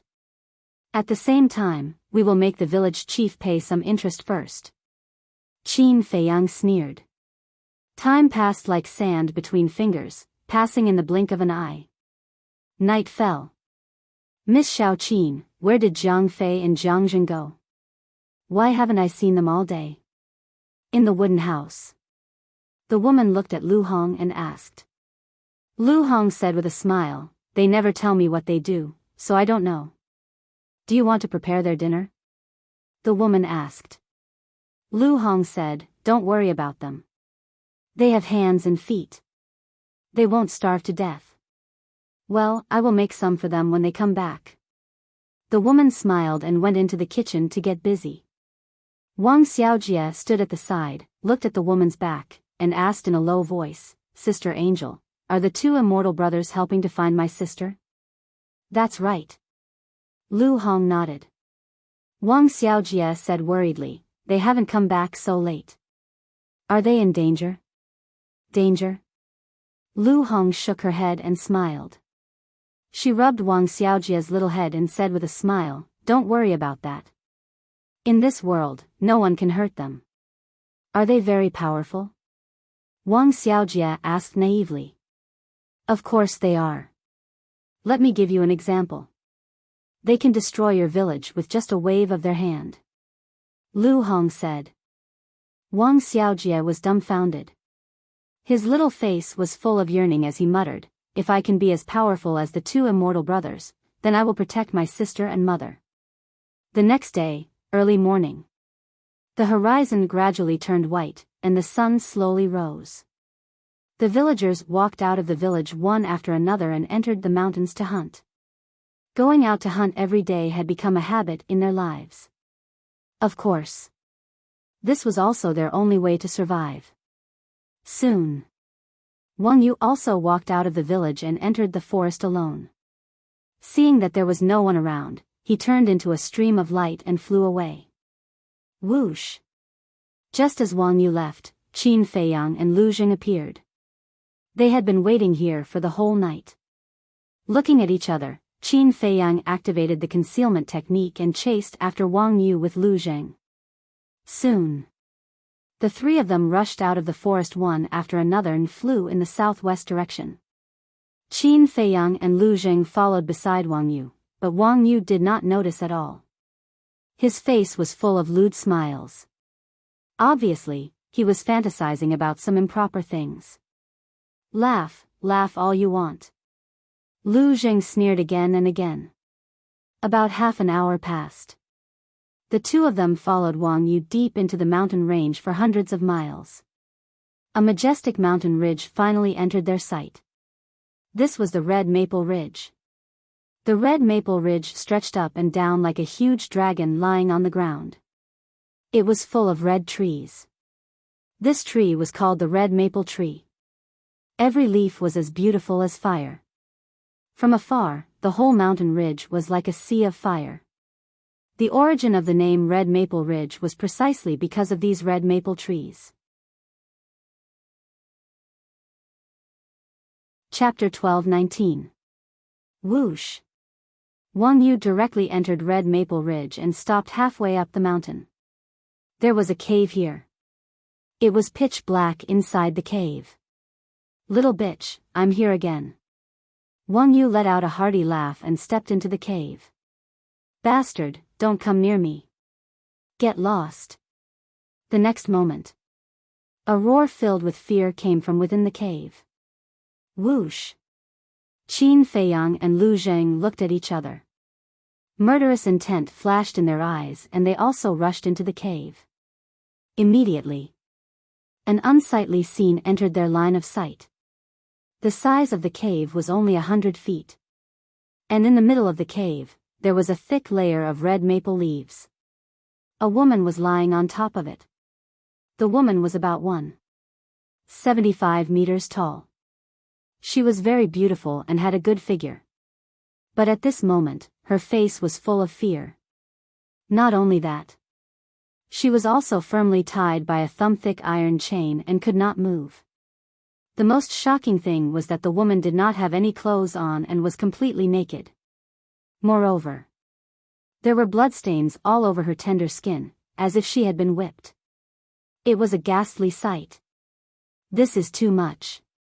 Lu Zheng clenched his fists tightly, murderous intent surging in his eyes. This woman was Wang Jin. That scarred body, that desperate and horrified gaze, it was not hard to imagine how much pain and torture she had experienced in the past half a month. She was just a weak woman. She did not even have the strength to truss a chicken. How could this little bastard do it? Get lost? However, facing the current Wang Jin, Wang Yu did not have the slightest sympathy. Instead, he sneered and said, "In the past, when I asked you to submit to me, you would rather die than be willing. Now, you blame me? No, you asked for it. You're a bastard. Bastard, we were all blind and did not see your true colors." Wang Jin roared, her face pale. Ha! Wang Yu laughed loudly. He bent over and pinched Wang Jin's chin, raised it forcefully, and said disdainfully, "Do you know? In my eyes, a woman like you is just a toy for me to amuse myself with." Bah! Wang Jin spat on his face. Wang Yu's face instantly turned malevolent as he slapped Wang Jin's face. He coldly smiled and said, "I'm already tired of playing with your body. I'll send you to hell in a moment. Don't be anxious, because very soon, your younger brother and your mother will accompany you." Wang Jin's expression changed and he roared, "If you dare to hurt them, I won't let you off even if I become a ghost." "Huh, you are too naive. Do you think I will give you the chance to become a ghost?" "Oh, that's right. There's something I haven't told you yet. Actually, your father was also killed by me. Furthermore, I chopped him into 8 pieces. Do you know how much pain he was in back then?" Wang Yu laughed sinisterly. "What?" Wang Jin felt as if he had been struck by lightning. His body and mind trembled as he muttered, "Why? Why was he so cruel? What did he do wrong? I've had my eyes on you since a long time ago. I'll put down my pride and go find him personally." But guess what he said? He said that you're still young and don't need to think about these things for the time being. Of course, I'm upset. Since I'm upset, I definitely won't let you guys be happy either, right? So, I killed him while he was out hunting. Wang Yu chuckled. Such a deranged action, but in his eyes, it was an extremely normal thing. You will suffer retribution. Wang Jin was no longer afraid. His eyes were dead silent. Retribution? Looks like you haven't figured out the situation. I'm an immortal in your eyes. Retribution doesn't exist to me. Wang Yu smiled disdainfully. Immortal. Wang Jin's gaze trembled. Wang Yu smiled proudly and said, "How is it? Do you feel particularly helpless? Even if you are an immortal, I believe that someone will come to kill you sooner or later, you devil." Wang Jin gritted his teeth, his tone was filled with deep resentment. "Kill me? Who has the ability to do so?" Wang Yu said contemptuously. "Me." An icy voice could be heard all of a sudden. "Who?" Wang Yu was shocked and quickly scanned his surroundings. Wang Jin also looked at the void around him, his eyes full of surprise. "For your own selfish desires, you harm women and children. It's simply inhumane. For people like you, even if you were to be cut into pieces, it would still be difficult to relieve the hatred in our hearts. As soon as his voice fell, Qin Feiyang and Lu Zheng appeared in front of the two. Both of them were murderous. How could it be you guys? Wang Yu's expression changed. Qin Feiyang sneered and said, shouldn't you and your father have guessed that we are also cultivators? Go to hell. Wang Yu's eyes flashed with killing intent, and he slapped at Qin Feiyang. With just you?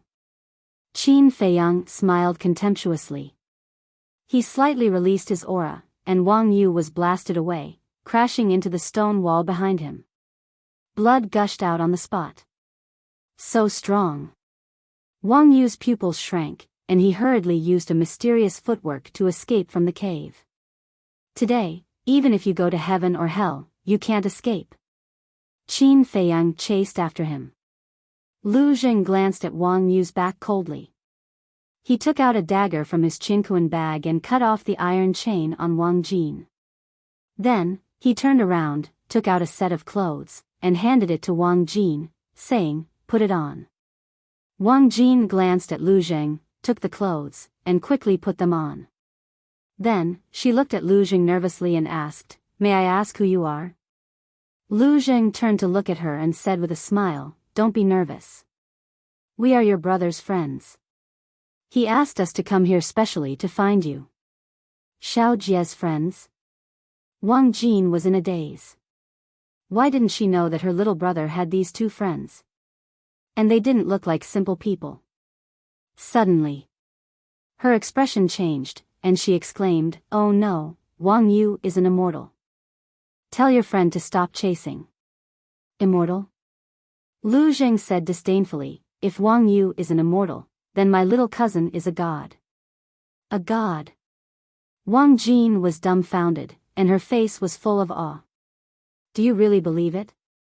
Lu Zheng was a little helpless, and said, come out with me. After saying that, he strode outside. Wang Jin hurriedly followed. When she walked out of the cave, she saw Qin Feiyang blocking in front of Wang Yu. Both of them were standing in the air. Immediately, she was dumbfounded. He could actually stand in the air without any support? Qin Feiyang looked at Wang Yu coldly and said, don't say that I didn't give you a chance. Let me see how strong you, a so-called immortal, are. If these words were said by someone in the village, he wouldn't feel anything, but when it came from Qin Feiyang, he felt that it was especially ironic. Because he also knew that there were no immortals in this world. Qin Feiyang urged, hurry up, weren't you very arrogant just now? Why don't you even have the guts to make a move now? Don't be arrogant. Wang Yu roared. Boom. He waved his hands, and a huge hand appeared in the air, exuding an apocalyptic aura. The mountains and rivers trembled. This was his battle art. And it was a perfect battle art. Roar.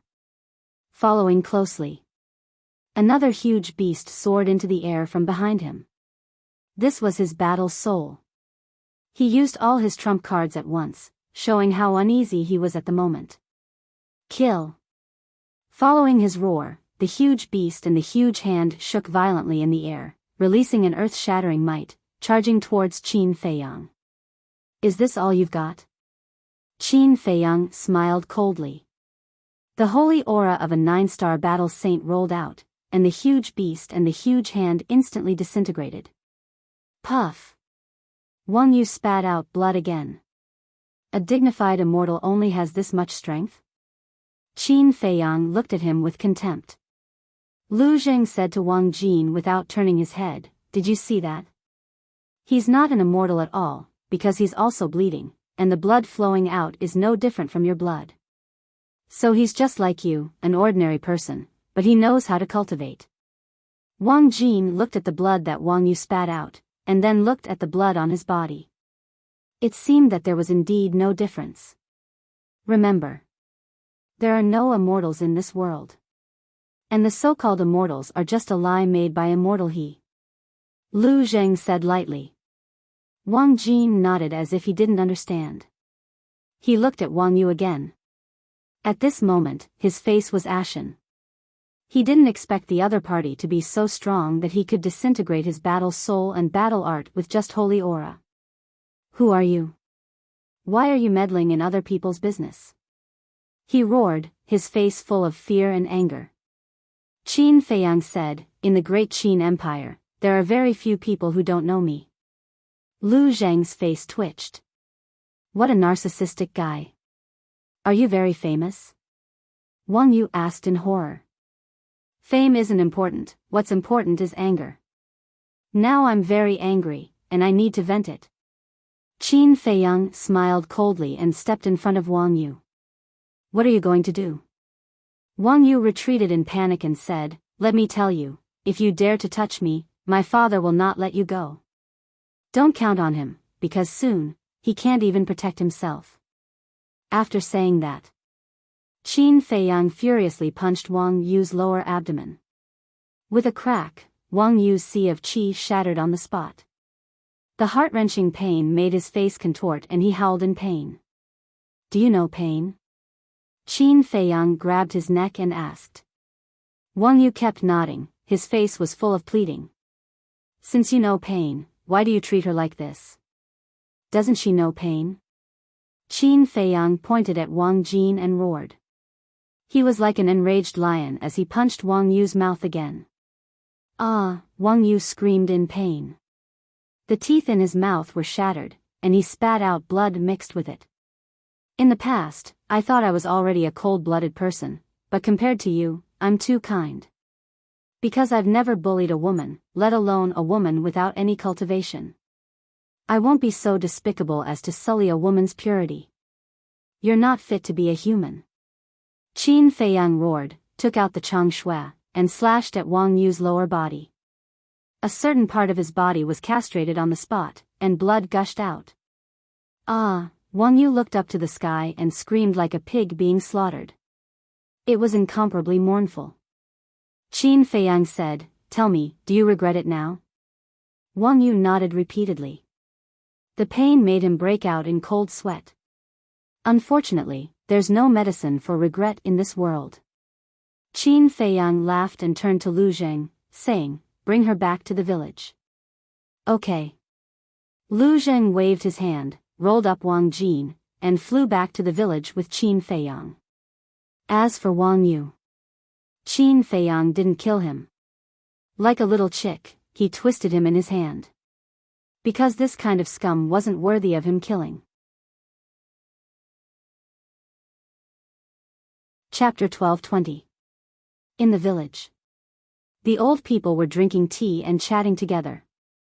The children were playing on the lawn. It was a peaceful scene. But when Qin Feiyang and Lu Zheng returned, the village immediately fell into chaos. Wang Jin. She's not dead? Everyone, come and see. Jin is back. Hearing the cries, the people rushed to Qin Feiyang and the other three. What's going on? Why does Jin look so weak? And young Master Wang Yu, why is he also covered in injuries? Little brothers, how did they become like this? What happened? When they saw Wang Jin and Wang Yu's situation, the people asked at once. Lu Zheng was about to speak. Don't say it. Qin Feiyang reached out to stop him. What's wrong? Lu Zheng was suspicious. Qin Feiyang said telepathically, Wang Jin is not married yet. If everyone knows that she has been abused by Wang Yu these days, how can she face others in the future? Lu Zheng was slightly taken aback and snickered inwardly. You're quite thoughtful. Qin Feiyang smiled faintly and said, let's go directly to the village chief's house. Immediately. The two of them led Wang Jin and Wang Yu to the village chief's house. Little brothers, what's going on? Can you tell us? Seeing that Qin Feiyang and Lu Zheng were silent, the people asked anxiously. Qin Feiyang said with a smile, don't worry, everyone. I'll go to the village chief first and give you an explanation later. At the same time, facing the familiar faces around, Wang Jin hid behind Lu Zheng and lowered her head, not daring to look up at everyone. Don't be afraid. They won't know about you. Lu Zheng comforted her with a smile. You know what I'm thinking? Wang Jin whispered. Of course. Lu Zheng nodded. Which woman in the world didn't care about her reputation? Wang Jin was worried that the villagers would look down on her in the future, so she felt pressured. At the same time, Jia's mother, come out quickly. Several villagers ran to Wang Xiaojia's house and shouted. What happened? The woman came out of the inner room. Your daughter is back. It's Jiang Fei and Jiang Zheng. They brought her back. The villagers laughed. What? The woman's body trembled. Where is my sister? Xiaojia Wang ran out of the house and asked excitedly. They went to the village head's house. Young Master Wang Yu is also here, but he and Jin are both injured, and it looks quite serious. The villagers said. Injured. Wang Xiaojia's expression changed and he immediately ran towards the village head's house. Jia, wait for me. The woman hurriedly chased after him. Wang Yu is here too, looks like Wang Jin's disappearance really has something to do with him. Sigh, what a sin. At this time, Lu Hong also walked out. Looking at the backs of Wang Xiaojia and the woman, she couldn't help but let out a long sigh. She also slowly followed. The village head's house. The village chief was sitting in front of the tea table in the hall, drinking his morning tea. Bang!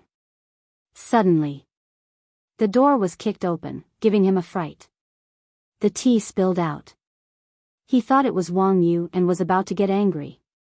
Because in this village, only Wang Yu dared to be so rude in front of him. But when he looked up, his expression suddenly froze. The teacup in his hand also fell to the ground and shattered into pieces. Qin Feiyang stood at the door, looked coldly at the village chief, and walked in with Wang Yu. Lu Zheng and Wang Jin followed closely behind. Close the door. Qin Feiyang said without turning his head.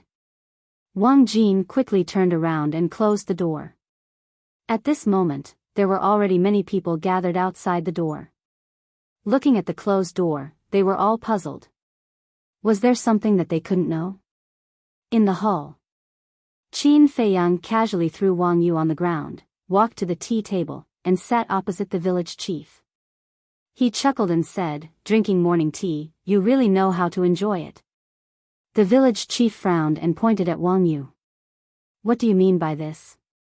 Don't you know what I mean? Lu Zheng sneered. The village chief's pupils constricted and he said in a deep voice, then what do you want? He didn't quibble. Because Wang Jin was also there. As long as one wasn't a fool, one would know that Qin Feiyang and Wang Jin must have known the truth. Qin Feiyang said, kill him. Who? The village chief said. Qin Feiyang said with a smile, aren't you asking the obvious? Of course it's your son. Father, don't, Wang Yu panicked and hurriedly cried out. Shut up. I've already told you not to mess around, but you didn't listen. Now you're afraid? The village chief shouted, his face as gloomy as water. Shoo. Lu Zheng made a shushing gesture and said, lower your voice, there are many people outside. If they hear you, you and your son might have a hard time. A trace of disdain crawled up the village chief's face. I know.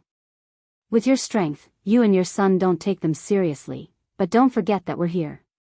Of course, if you have the confidence to kill us, then it's a different story. Lu Zheng joked. The village chief said in a deep voice, we're all cultivators. There's no need to make a fuss over some ordinary people. Qin Feiyang said with a faint smile, it's precisely because they're ordinary people that we intervened. Stop talking nonsense and do it. Impossible. The village chief shook his head. Qin Feiyang said, do you think you have a choice? Of course. The village chief chuckled and returned to his seat. Looking at Qin Feiyang and Wang Jin, he said lightly, I'm highly respected in the village and you're just outsiders. If I tell everyone that you're the ones who kidnapped Wang Jin, who do you think they'll believe? Amazing, you can still make a false accusation. But Wang Jin is still alive. Someone will believe her words. Lu Zheng sneered. Ask? The village chief sneered and looked at Wang Jin. He asked with a smile, Jin, tell Grandpa village chief, who hurt you? Before you answer, you have to think carefully. Your brother and mother are very worried about you.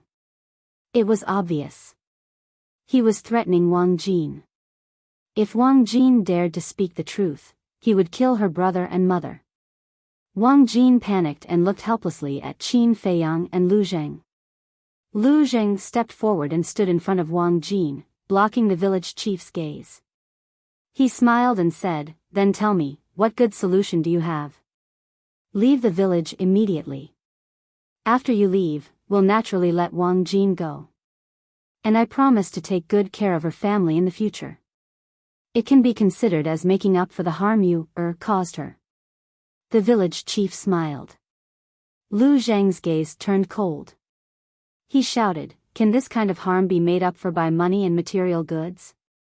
For these pitiful worms living at the bottom of society, what can't money and material goods replace? The village chief said, his tone full of disdain. Lu Zheng shook his head and said, you're too arrogant. Do you think that you can play with the dignity and fate of others just because you have some cultivation? The weak are prey to the strong.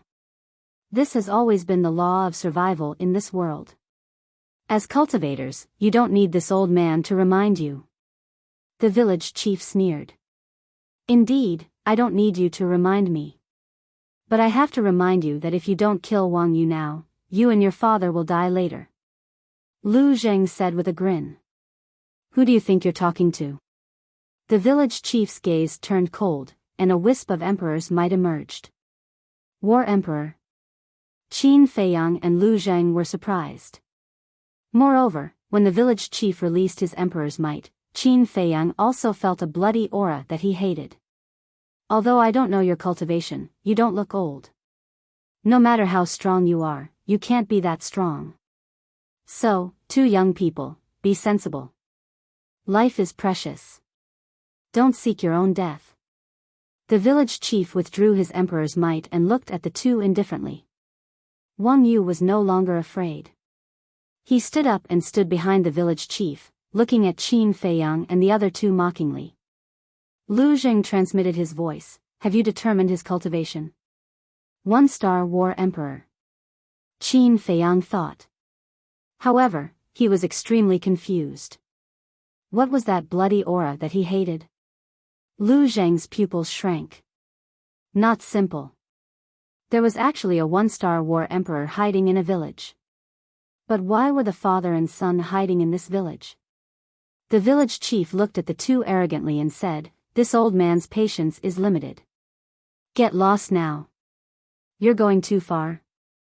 Qin Feiyang's gaze turned cold. Viper and Dan Wangkai immediately appeared. The father and son were shocked. There were companions? A mere war emperor dares to be arrogant in front of our young master. You have guts.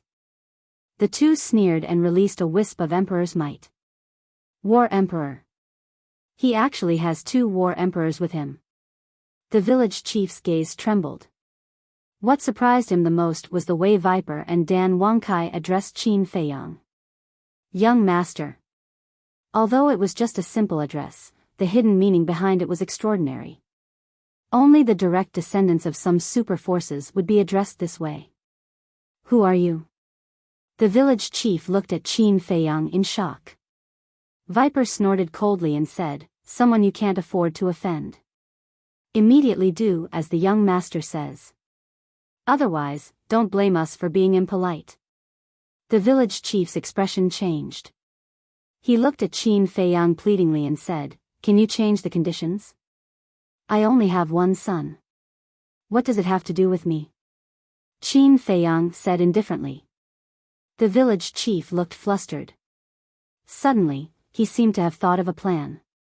His eyes lit up as he looked at Qin Feiyang and said, how about this? I'll let Wang Yu marry Wang Jin and promise to treat her well for the rest of their lives. Yes, yes, yes. I'll treat her well and hold her in the palm of my hand. Wang Yu also quickly promised. I don't want to. Wang Jin shook her head. Her eyes were filled with hatred. Wang Yu said angrily, Wang Jin, don't be stubborn. No one will be willing to marry you in your current state except for me. Lu Zheng said indifferently, I'm willing to marry her. You, Wang Yu glared at Lu Zheng angrily. Qin Feiyang, Viper, and Dan Wangkai also looked at Lu Zheng in surprise. Wang Jin's face was also full of shock. Lu Zheng coughed dryly and said to Qin Feiyang and the other two telepathically, don't misunderstand. I'm just saying this to comfort her so that she won't be sad. Qin Feiyang glanced at Wang Jin and said to himself, of course I won't misunderstand, but I'm afraid that she'll take it seriously. She won't, right? Lu Zheng glanced at Wang Jin from the corner of his eyes, feeling a little guilty. Chapter 12:21. The village chief clenched his fists. This was a blatant slap to his face. He stared at Qin Feiyang gloomily and asked, is there really no room for negotiation? No. Qin Feiyang shook his head with an indifferent expression. The village chief said in a low voice, then if I kill him, will you let me go? Father. Wang Yu's body trembled as he looked at the village chief in disbelief. Shut up. The village chief glared at him fiercely and turned to stare at Qin Feiyang, waiting for Qin Feiyang's reply. Qin Feiyang's eyes flashed and he smiled. If you can really do it, it's not impossible for me to let you go. The village chief immediately turned and stared at Wang Yu like a ferocious beast. Father, you can't do this. I'm your son. Even a vicious tiger will not eat its own children. Wang Yu waved his hand as he retreated, looking extremely flustered. I've already warned you repeatedly not to mess around in the village. You're the one who didn't listen. This is the price for disobeying me. Don't blame me. You asked for it. The village chief's eyes were filled with murderous intent. He suddenly raised his clenched hand and slapped the top of Wang Yu's head. Ah! Accompanied by a shrill scream, Wang Yu's head exploded like a watermelon. That bloody scene scared Wang Jin so much that he directly jumped into Lu Zheng's arms, trembling. Qin Feiyang immediately looked at Wang Jin, and a strange light flashed in his eyes. Why is there a scream coming from outside? What happened inside? When the people outside heard Wang Yu scream, the surprise on their faces became even stronger. I want to find my sister. Open the door and let me in. At the door. Wang Xiaojie knocked on the door with all his might. The woman standing at the side was also anxious. Lu Hong couldn't stand it anymore. She grabbed Wang Xiaojie's wrist and frowned. Stop fooling around. When the matter is settled, your sister will naturally come out. Wang Xiaojie said, but inside. Lu Hong said, with your two brothers, no one can hurt your sister. Don't worry. Hearing this, Wang Xiaojie quieted down. Inside the hall. With a thud, Wang Yu's body fell to the ground. The village chief closed his eyes in pain, then turned to Qin Feiyang, gritted his teeth and asked, are you satisfied now? Qin Feiyang said indifferently, you should be asking Wang Jin man if he's satisfied, not me. Village chief looked at Wang Jin and said, I've already killed this bastard. Can you forgive me? Wang Jin glanced at Wang Yu and saw the blood on the ground. Her face turned pale and she hid in Lu Zheng's arms again. Qin Feiyang said, it seems that she can't forgive you. The village chief's expression changed and he said angrily, but you promised me just now that as long as I kill him, you will let me go. Dan Wangkai sneered, you're getting old. Is there something wrong with your ears? My young master only said that it's not impossible to let you go, but he didn't say that he must let you go. The village chief's face turned pale. Qin Feiyang looked at Lu Zheng and said, I have something to ask him. Take her out first. Okay. Lu Zheng nodded, turned around, and helped Wang Jin to the door. When the door was opened, Wang Xiaojia and the woman immediately ran in. Sister, Jin. Lu Zheng raised his eyebrows and hurriedly led Wang Jin out. Then, he closed the door so that no one would see the bloody scene inside. Qin Feiyang retracted his gaze and looked at the village chief. Tell me, why are you and your father hiding here? The village chief hurriedly said, We're tired of the killing outside, so we're living in seclusion here for peace and happiness. Do you think I'll believe you? If you're really tired of killing, why are you running amok here? Qin Feiyang sneered. I'm not. You can go and ask everyone. Everyone can see how good I am to them. The village chief said aggrievedly. Qin Feiyang said, Then why did I hear you say that the people in this village are just a group of animals you're rearing? You, the village chief looked at Qin Feiyang in surprise. Are you wondering how I know? Qin Feiyang smiled disdainfully and took out the image crystal. The image recorded yesterday slowly unfolded in the void. How is this possible? Looking at the image, the village chief's old face was full of disbelief. Qin Feiyang said indifferently, Just now, who do you think the villagers will believe? Actually, I'm not worried at all because I have this evidence in my hands. I just don't want to make things difficult for Wang Jin in the future, so I haven't taken it out. The village chief collapsed on the ground weakly like a dead dog. It turned out that the other party already had irrefutable evidence. He had been so arrogant before. How ridiculous. Qin Feiyang put away the image crystal and said, If you want to live, you have to tell the truth. The village chief said, I really, don't talk nonsense. A person like you definitely won't live in seclusion here because you're tired of the killing outside. What is your goal? Tell me. Qin Feiyang shouted. The village chief's body trembled. He raised his head and looked at Qin Feiyang. A bone-piercing killing intent appeared in his eyes. Naive. Dan Wangkai smiled coldly. Like a ghost, he instantly landed in front of the village chief and then slapped his lower abdomen. Ah! With a blood-curdling scream, the village chief's lower abdomen was torn apart by the battle qi, and his qi was torn apart. Dan Wangkai coldly snorted, We've seen a lot of people like you, so you better behave yourself. Qin Feiyang's eyes flashed and suddenly said, Give him a facial restoration pill. Facial restoration pill? Dan Wangkai was stunned. Yes. Qin Feiyang nodded. Dan Wangkai didn't understand, but he didn't ask much. He took out a facial restoration pill and stuffed it into the village chief's mouth. Time passed by breath. More than 10 breaths later, the village chief's appearance didn't change at all. Did I guess wrong? Qin Feiyang frowned. Just now he was thinking that the people in this village were all ordinary people. How could the village chief be a cultivator? So he suspected that the original village chief had been killed and this person was a fake. Who would have thought that it was actually true? Qin Feiyang said, What's your relationship with Master Shen? Since there was no problem with the identity of the village chief, he must be related to Master Shen. The village chief just looked at him quietly and didn't say anything. I'll make you talk. Qin Feiyang smiled indifferently. With a wave of his hand, the village chief was immediately sent to the castle. Another pitiful person. Viper sighed. He reaped what he sowed. Why don't you just tell us the truth? Why did he have to go in and suffer? Dan Wangkai shook his head and sneered. Fatso and the white-eyed wolf's means of torture were not a joke. After a while, the village chief couldn't bear it anymore. Qin Feiyang took him out of the castle, only to see that the village chief was stripped naked. The previous toughness was gone. He covered his buttocks and there was only fear in his eyes. What's the situation? Why are you covering your buttocks? Don't tell me he was raped.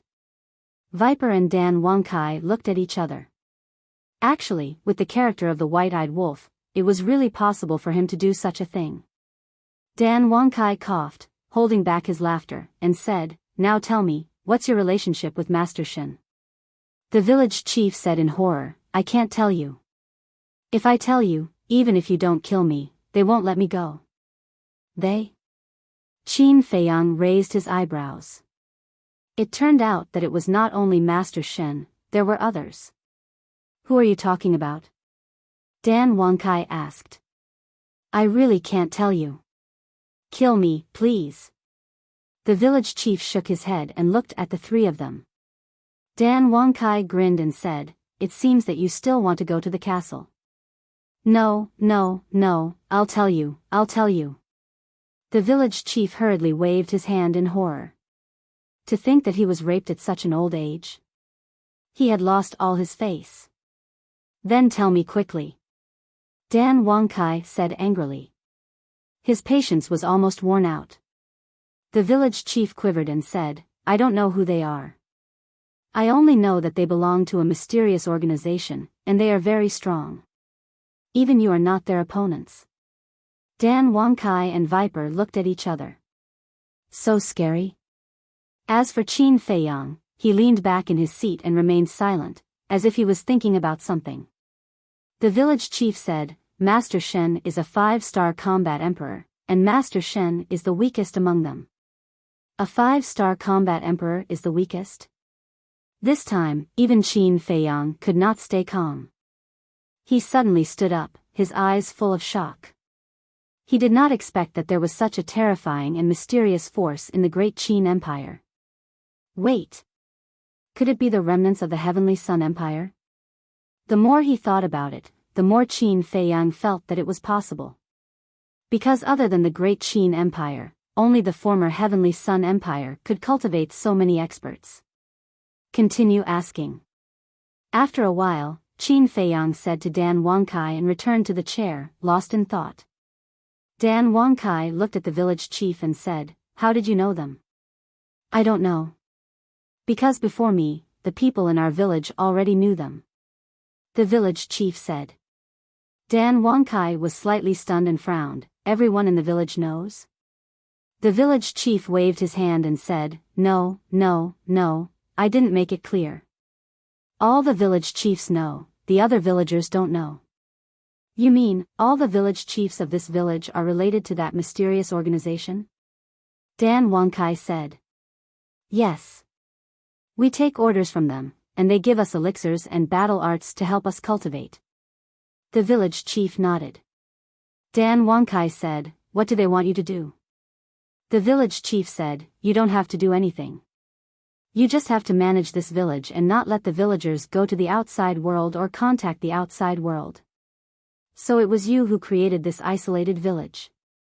But what right do you have to do this? They are humans, not animals.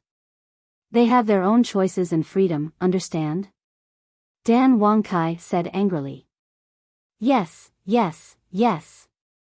The village chief nodded repeatedly. Dan Wangkai took a deep breath and asked, Where are the previous village chiefs now? The village chief said, They all entered that mysterious organization in the end and never appeared again. Dan Wangkai said, Do you know where that mysterious organization is? The village chief shook his head. It seems that we have to start with this Master Shen. Dan Wangkai said in a low voice, We heard from Wang Xiaojia and his mother that every 2 years Master Shen would come to the village to recruit disciples, right? Yes. The village chief nodded. Dan Wangkai said, Then are the children in the village really there to cultivate, or is there some other purpose? I don't know. The village chief shook his head. Dan Wangkai asked, When will Master Shen come next time? The village chief thought and said, 4 months. 4 months, Dan Wangkai murmured and turned to look at Qin Feiyang. Qin Feiyang had been thinking, and his brows were tightly knitted together. Seeing this, Dan Wangkai didn't disturb him and waited quietly. Time passed little by little. Suddenly. Chapter 12:22. Lying? Dan Wangkai and Viper looked at each other, then turned to look at the village chief, a cold light flashing in their eyes. The village chief panicked and hurriedly waved his hand. I'm not lying. Good. Since you said that you're not lying, then let me ask you, when did you start cultivating? Qin Feiyang said. I've been cultivating since I was young. Because that mysterious organization has a rule that before I step down, I must first nurture the next village chief. For example, my son Wang Yu. If I want to step down, I have to nurture him first. The village chief said. Qin Feiyang said, then how old are you now? The village chief said, 85. Dan Wangkai immediately said angrily, ridiculous, even if you started cultivating at the age of 5, only 80 years have passed. To be able to break through to the War King in 80 years, who are you lying to? Do you think you're a peerless genius? He finally understood why Qin Feiyang said that the village chief was lying. A cultivator, especially someone who had reached the War King realm, could live for at least a few thousand years. And as the village chief of this village, seeing him live for so long, wouldn't the other villagers be suspicious? Definitely. Not only would they be suspicious, they would also discuss it. But in these 2 days, they didn't hear anyone discussing this matter in the village. What did this mean? It meant that this person was not honest and was still lying to them. It's true, I'm not lying. From the time I started cultivating until now, I've only used 70 to 80 years.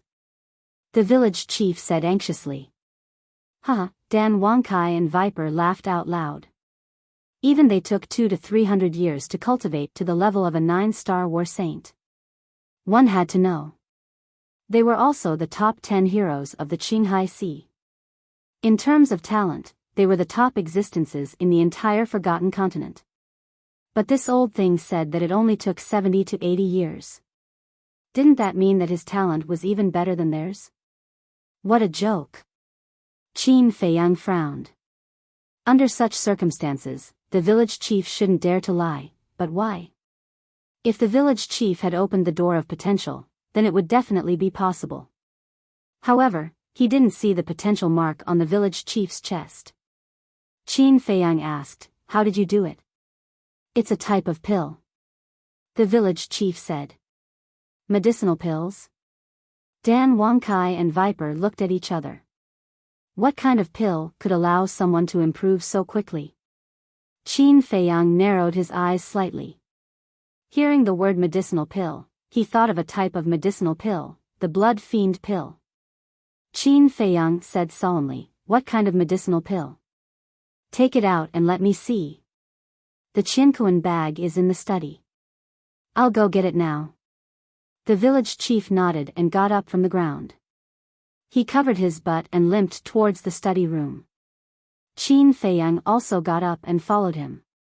Viper rubbed his chin and said with a sneaky smile, looking at him, it seems like he was really raped. He's already so old, yet he's still being tortured like this. How pitiful. The shadow in his heart probably won't disappear for the rest of his life. Dan Wangkai chuckled. When he heard the two of them discussing, the village chief who was walking in front could not help but stiffen up as his heart was filled with shame. Viper hollered, hurry up. What are you dawdling for? Gritting his teeth, the village chief endured his anger and entered the study room. Even though it was called a study room, there wasn't a single book inside. Instead, it was filled with ornamental artwork. The village chief walked to a jade bottle and reached out to grab it, turning it forcefully. Boom! Accompanied by a deep rumble, the ground in the middle of the study room split open and an underground secret chamber appeared before the eyes of Qin Feiyang and the other two. The secret chamber wasn't big and was about 5 feet wide. In the middle, there was a stone platform with a Qinkuan bag on it. Go! Qin Feiyang said to Viper. Viper nodded and leaped into the secret chamber. Grabbing the Qinkuan bag, he lowered his head to check it. Very quickly. Viper's face darkened as he leaped up and landed beside Qin Feiyang. Glaring at the village chief coldly, he took out a blood-red pill and handed it to Qin Feiyang. Qin Feiyang did not take it and merely looked at the pill quietly. However, his eyes were filled with a shocking killing intent. The pill was blood-red as though it was condensed from fresh blood and emitted a shocking malevolent aura. That was right. That was the blood termination pill. Furthermore, there were 3 pill patterns on the blood termination pill. He's worse than a beast. Dan Wangkai was enraged as well. He turned to the village chief and hollered, "Do you know what that pill is?" The village chief shook his head. Dan Wangkai hollered, "That's a blood termination pill. It's refined from human flesh. Do you know that?" As one of the 10 greats of Azure Sea, be it Viper or Dan Wangkai, their hands were stained with blood. However, they had never thought of refining a blood termination pill. That was because the word evil was no longer needed to describe the refinement of a blood termination pill. It was completely heartless and inhumane. Human flesh. The village chief's body shuddered as he stared at the blood termination pill and vomited. In the past, he only knew that this pill was magical, but he had never thought that it was refined from human flesh. Taking a blood termination pill is equivalent to eating a living person. In the past 70 or 80 years, how many people have you eaten? Dan Wangkai said in disgust. For this kind of person, even if he was cut into 1,000 pieces and crushed into ashes, it would still be difficult to resolve the hatred in his heart. The village chief's mind trembled as he vomited even more violently. Viper said, "Your son broke through to 1-star battle saint so quickly. He must have also taken a blood termination pill." The village chief nodded. Viper snorted coldly, "You and your father both deserve to die. Don't kill me. I really didn't know that this pill was refined from human flesh. I regret it now." The village chief knelt on the ground and cried bitterly as he looked at the 3 people.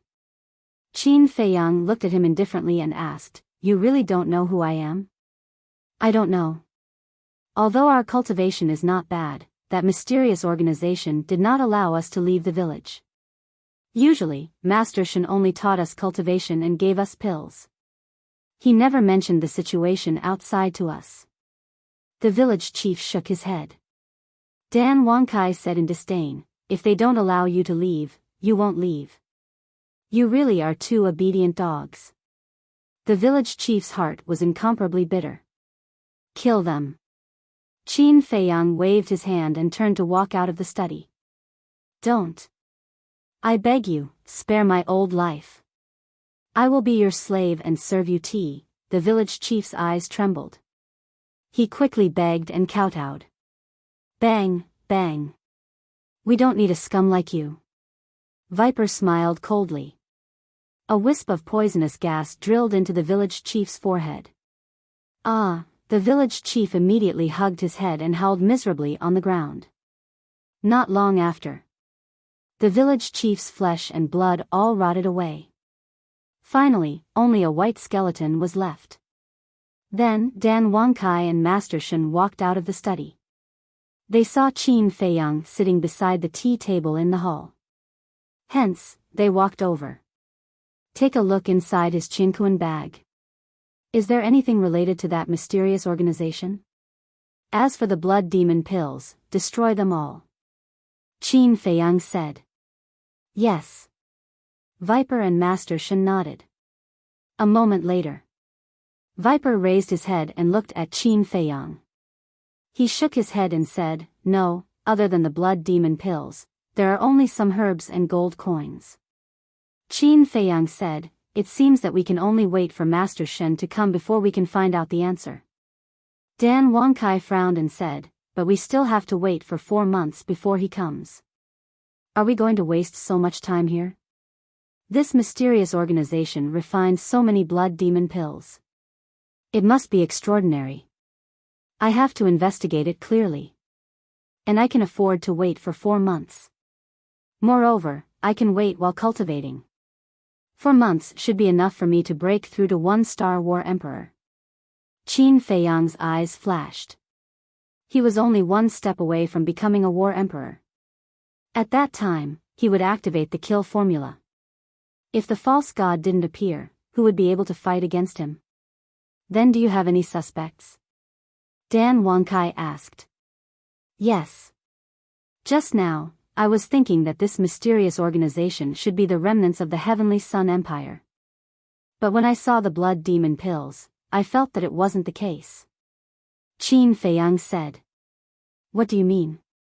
Dan Wangkai and Master Shen were suspicious.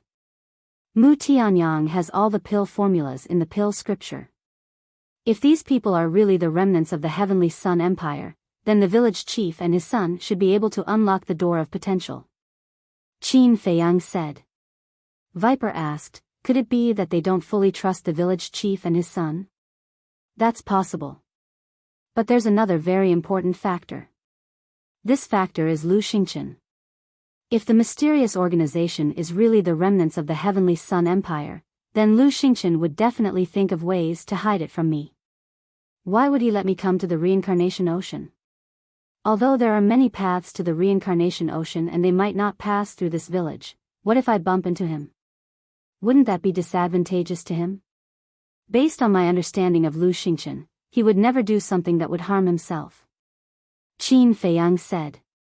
That makes sense. But apart from the Heavenly Sun Empire, who else could nurture such a powerful and mysterious force? And after thousands of years, no one has discovered it. Viper and Dan Wangkai frowned. Suddenly, their gazes trembled as they raised their heads to look at Qin Feiyang. They said in shock, could it be your father? Qin Feiyang's eyes glowed. Apart from the fallen Heavenly Sun Empire, it seemed that only the current emperor had this ability. If it's really him, I will kill him with my own hands. He clenched his fists and said word by word. Dan Wangkai and Master Shen looked at each other and couldn't help but sigh in their hearts. The truth of this matter was probably not far from what they had guessed. Phew. Qin Feiyang let out a long breath, stood up, and said, dispose of their bodies.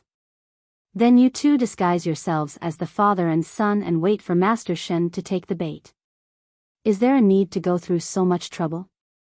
When he comes, can't we just take him down and be done with it? Dan Wangkai said disdainfully. It's not that simple. Since he belongs to the mysterious organization, Master Shen's mouth must be very tight. Therefore, we can't confront him directly. Moreover, dealing with Master Shen is only secondary to my arrangement. The main reason is to appease the villagers of this village. Think about it. If they know that the village chief and his son were killed by us, what will they do? It will definitely cause a commotion and they will ask us why. How will we explain it at that time? We can't tell them the truth. If we do, Wang Jin will be too ashamed to live. Chapter 12:23. They'll find out about the death of the village chief and his son sooner or later. If you don't tell them the truth, you'll have to take the blame. Dan Wangkai frowned. That's right. Viper nodded. When the villagers found out about the death of the village chief and his son, they would definitely think of what happened today. By then, they would naturally think that they were the ones who killed the father and son. If they told them the truth, the villagers would definitely thank them. However, if they didn't tell them the truth, the villagers would definitely hate them. They might even be labeled as someone who killed the innocent and disregarded human life. This was a stark contrast. We can only protect Wang Jin's reputation. Even if I have to take the blame, it doesn't matter. Qin Feiyang smiled faintly. Dan Wangkai and Viper smiled helplessly. Alright, you guys deal with it. I'll go find a place to cultivate in seclusion. Qin Feiyang waved his hand and opened the portal. He walked in without looking back. Sometimes, the young master is scary, but sometimes, he's touching.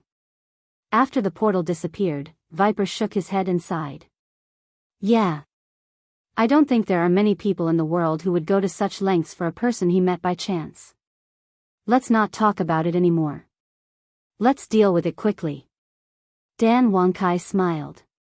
He dragged Wang Yu's body into the study and threw it into the secret room. Viper also found a few pieces of cloth and wiped the blood on the ground. After everything was cleaned up, the two of them took the illusion pills and changed into the appearance of the father and son. They opened the door and walked out. Village Chief. Young Master Wang Yu, are you okay? The villagers outside immediately asked with concern. However, Wang Jin's face was full of surprise. She clearly saw Wang Yu being killed with her own eyes. How did he appear in front of her alive? Lu Zheng and Lu Hong were also suspicious. Viper looked at Lu Zheng and Lu Hong and smiled secretly. It's us. The two of them suddenly realized. Village chief, say something. The villagers urged impatiently. It's nothing. Dan Wangkai waved his hand and smiled. Then what's with the screams inside? The villagers were puzzled. Dan Wangkai smiled and said, it was just a small accident. It's fine now. Everyone, disperse. You scared us to death. We thought you were fighting inside. Oh right, where's little brother Jiang Fei? Why don't I see him? Everyone looked around the hall. Dan Wangkai said, he left through the back door. I think he's going to do something. He'll be back soon. This little brother is really a busy person. Yes, I've been in the village for 2 days, but I've only seen him once. You've seen him once, but I haven't even seen him once. Everyone began to talk at once. Dan Wangkai waved his hand again and said, all right, there will be more opportunities in the future. Let's disperse. All right, we'll get going then. Call us if you need anything. Everyone left in 2s and 3s. In the end, only Lu Zheng, Lu Hong, Wang Jin, Wang Xiaojia, and the woman were left. Dan Wangkai looked at Wang Xiaojia and the woman and said with a faint smile, you two go back first. The mother and son were a little hesitant. Dan Wangkai said, don't worry, Brother Jiang and Miss Lu will bring Jin back later. The father and son looked at Lu Zheng and Wang Xiaojia. Lu Hong nodded at them, and then the mother and son turned to leave. After the mother and son left, Dan Wangkai looked at Wang Jin and said, young master has helped you hide what Wang Yu did to you. Don't feel inferior in the future, and don't do stupid things. Live well. Yes. Wang Jin nodded respectfully. Dan Wangkai continued, also, if the villagers ask, what's with the injuries on your body? You were injured by a wild beast. Okay. Wang Jin nodded again. Dan Wangkai smiled, looked at Lu Zheng and Wang Xiaojia, and said, that's all. Take her back. Wait, where's my little cousin? Lu Zheng asked secretly. Needless to say, the village chief must be dead, but how could something happen to Qin Feiyang? And he left through the back door? Dan Wangkai said, young master said that he's going to cultivate in seclusion. We don't know where he went. Cultivating in seclusion? Isn't he going to the Sea of Reincarnation? Lu Zheng frowned. He's going. But young master said that he wants to investigate the mysterious organization. You don't know yet, but the village chief and his son have been taking blood evil pills all these years, and the blood evil pills came from that mysterious organization. Dan Wangkai said secretly. Mysterious organization? Blood evil pills? What's going on? Lu Zheng and Lu Hong looked at each other, and then looked at Dan Wangkai and Wang Xiaojia suspiciously. Before they interrogated the village chief, Lu Zheng took Wang Jin out, so he didn't know what happened later. Dan Wangkai explained briefly. I'll go. Master Shen is a 5-star combat emperor? And he's the weakest in that mysterious organization? This is a bit ridiculous. Lu Zheng and Lu Hong were shocked. Dan Wangkai said secretly, that's how it is. Let's take these 4 months as self-cultivation. I don't care. Lu Zheng shrugged, and asked secretly, but Master Shen is so strong. Little cousin, are you sure you can defeat him? Since young master has chosen to stay, he should have some confidence. Dan Wangkai frowned, not daring to be sure. Then let's take one step at a time. Lu Zheng smiled faintly, looked down at Wang Jin, and said, let's go back. Okay. Wang Jin lowered her head, and asked softly, are they the village chief and Wang Yu? This is a secret. I can't tell you for the time being. Anyway, they won't hurt you anymore. Lu Jing smiled. Wang Jin breathed a sigh of relief, and said gratefully with a red face, "Thank you. You're a good person." "Ha," Lu Jing laughed dryly. Then, Lu Zheng and Wang Xiaojie left with Wang Jin. What young master is worried about might really happen. Looking at Wang Jin's back, Dan Wangkai whispered. What is young master worried about? Viper was suspicious. Have you forgotten so quickly? Not long ago, Wang Yu said that except for him, no one would be willing to marry Wang Jin. Lu Zheng said that he was willing. Look at Wang Jin now. She has already developed a dependence on Lu Zheng. I think Lu Zheng is going to be in trouble. Dan Wangkai smiled gloatingly. Viper looked up at Wang Jin's back, and his eyes darted around. Suddenly, he grinned and said, if that's the case, then it's going to be interesting. Gradually, peace returned to the village. In the beginning, Wang Jin often sat alone in a daze, or hid in the house, unwilling to go out. After all, after such a thing happened, no matter which woman it was, she would definitely not be able to get over it in a short time. However, under Lu Zheng and Lu Hong's guidance, she slowly walked out of the shadows and regained a lot of vitality. Her mental outlook also gradually changed. However, as Dan Wangkai and Wang Xiaojie expected, Wang Jin's dependence on Lu Zheng became stronger, and she often stuck to him. She also served tea, washed clothes, and cooked. At first, Lu Zheng did not take it to heart. He only thought that Wang Jin did these things because she was grateful to him for saving her life. However, slowly, he felt that something was amiss. Wasn't she being too passionate? Finally, one day, he accidentally saw Wang Jin sitting alone in the house and drawing a portrait of him. Moreover, Wang Jin's eyes were filled with adoration when she looked at him in the portrait. He immediately realized that something was wrong. However, he could not bear to say it out loud. Wang Jin had just recovered. If he confessed directly, it would definitely hurt her again. Therefore, he went to Lu Hong and Dan Wangkai for help. Would the three of them help? Definitely not. They all looked like they were watching a show. This made him very angry. He sent a message to Qin Feiyang, but Qin Feiyang could not be bothered with him. There was no other way. He could only slowly distance himself from Wang Jin. He wanted to use this attitude to let Wang Jin understand his feelings. However, not only did Wang Jin not understand what he meant, but she also stuck to him even more. This caused him to be worried. It was as if he was playing hide-and-seek with Wang Jin all day long. As soon as he saw Wang Jin appear, he would immediately run away. As for Dan Wangkai and Viper, they usually cultivated in the house.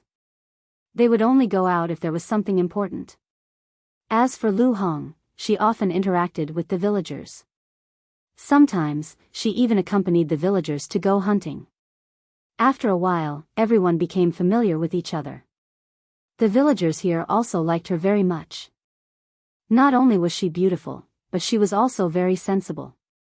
However, she did not forget to cultivate. Usually, when it was late at night, she would leave the village alone and find a place to cultivate in silence. There was also Wang Xiaojie. Ever since he saw the methods of Qin Feiyang and the other two, he admired the three of them. In the beginning, because he was still unfamiliar with them, he was too embarrassed to ask. However, after he became familiar with Lu Hong and the other two, he pestered the two of them every day to teach him cultivation. No matter what Lu Hong wanted to do, she had to ask Qin Feiyang first. This had already become a habit, so she did not agree easily. As for Lu Zheng, in order to avoid Wang Jin, he lived in fear all day long and was even on the verge of collapse. How could he be in the mood to teach Wang Xiaojie? If it were not for the fact that he had to investigate that mysterious organization, he would have left. So, whenever Wang Xiaojie mentioned that he wanted to cultivate, he would directly ignore him or push the blame to Qin Feiyang. What he meant was, if you want to cultivate, you can go to your uncle Jiang Fei first. If he agrees, I will teach you. Later, Wang Xiaojie squatted at the entrance of the village every day, waiting for Qin Feiyang to return. But day after day, let alone Qin Feiyang, there was not even a shadow of him. Just like that. 4 months passed. Early in the morning, outside the village, in a mountain stream hundreds of miles away, a terrifying emperor's aura suddenly erupted. The fierce beasts within 100 miles were all alarmed. Looking at a short mountain that was dozens of feet high, their fierce eyes were full of awe. On a bluestone at the top of the mountain, a young man in white was sitting cross-legged. He looked to be about 23 or 24 years old. His eyes were closed, and his facial features were as sharp as knives. His two sword-like eyebrows exuded a threatening aura. In the impression of these fierce beasts, this young man in white came 4 months ago. At that time, they were still thinking, how could a human be so stupid as to take the initiative to come to their door? But when they swarmed up and were ready to enjoy this delicious meal, a strange thing happened. This human, with just a wave of his hand, killed several nearby saint beasts. This frightened them and they all fled for their lives. However, they did not know if this human was kind or not, but he did not chase after them. Since then, they did not dare to act rashly again. And the young man in white had been cultivating on the top of the mountain, never leaving half a step. Chapter 12:24. This white-clothed youth was Qin Feiyang. After 4 months of closed-door cultivation, his cultivation had finally broken through and stepped into the one-star war emperor. His battle strength had doubled. Shwa! Suddenly, he opened his eyes and 2 rays of light shot out. Now, with his methods, he could completely contend against the current emperor. However, after stepping into the war emperor, every time he broke through a small realm, the time he would need would definitely be longer. It was easy to deal with an emperor alone, but to contend against the entire Great Qin Empire, he would need to at least have the cultivation of a 9-star war sect. Moreover, his enemies were not just the Great Qin Empire. There was also Mu Tianyang, the Mu family, and the Pill Pagoda of the Forgotten Continent. Until now, he still hadn't figured out the true background of these superpowers. Therefore, he couldn't be complacent and had to continue working hard. Who? Qin Feiyang exhaled a mouthful of turbid air, retracted his emperor's might, and took out the image crystal. Buzz! Soon, Dan Wangkai and Viper's images appeared. Greetings, young master. The 2 of them stood in the village chief's study and bowed. Is Master Shen here? Qin Feiyang asked. Not yet. According to our side inquiries, Master Shen usually only comes at noon. Dan Wangkai said. Noon? Qin Feiyang pondered for a moment, then laughed. It's still early, I'll go take a look at the 6-word divine arts and pill scripture first. You broke through? The 2 of them were surprised. Yes. Qin Feiyang nodded. So fast. The 2 of them were dumbstruck. Although they had both opened the door of potential, in terms of talent, they were still inferior to Qin Feiyang by quite a bit. Because in these 4 months, none of them had broken through. Qin Feiyang smiled faintly, turned off the image crystal, and entered the castle. Seeing Qin Feiyang disappear, the nearby beasts heaved a sigh of relief. Inside the castle. What's going on? Just as he entered the castle, Qin Feiyang was stunned. The entire castle was now emitting rays of dazzling divine light. Furthermore, on the ground of the ancient castle, a 5-pointed star pattern appeared. The pattern was white, and it rotated on its own, emitting a dazzling light. We don't know either. Just as you were breaking through, the castle suddenly changed. Fatso, Wolf King, and the other beasts gathered together and looked at the pentagram under their feet and the divine light on the surrounding walls. Their faces were also full of shock and bewilderment. A sudden change? Qin Feiyang raised his eyebrows. What was going on? Just in case, he led everyone out of the ancient castle and appeared on the mountain peak. Why are you here again? You even brought so many companions? The nearby ferocious beasts panicked and turned around to flee. How could Qin Feiyang be in the mood to care about them? With a thought, the ancient castle appeared on his glabella. Rumble. Immediately, a terrifying divine might gushed out from the ancient castle. This divine might made Fatso and the others turn pale with fright, and an uncontrollable fear emerged in their hearts. What's going on? Why would it awaken on its own for no reason? Qin Feiyang was bewildered. Fatso said, could it be that there was some kind of seal in this ancient castle in the past, and when you broke through to the warlord realm, the seal was automatically removed? Seal. Qin Feiyang's gaze trembled. It seemed that Lu Xingchen had said something like this before. You guys wait outside, I'll go in and take a look. After Qin Feiyang finished speaking, he entered the castle again. The pentagram on the ground was still there, like a compass, spinning non-stop, and the light was even brighter than before. Boom! Suddenly, 5 rays of divine light emerged from the 5 points on the pentagram, respectively merging into the walls above, front, back, left, and right. An even more surprising scene appeared. Above, front, back, left, and right walls, an identical pentagram appeared. This, Qin Feiyang was dumbfounded. What exactly did these pentagrams represent?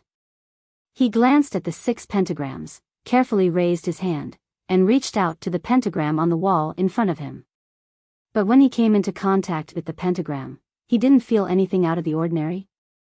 Qin Feiyang was completely confused. After a while, the 6 pentagrams fused into the wall and disappeared. The divine light on the ancient castle also gradually faded. Crack.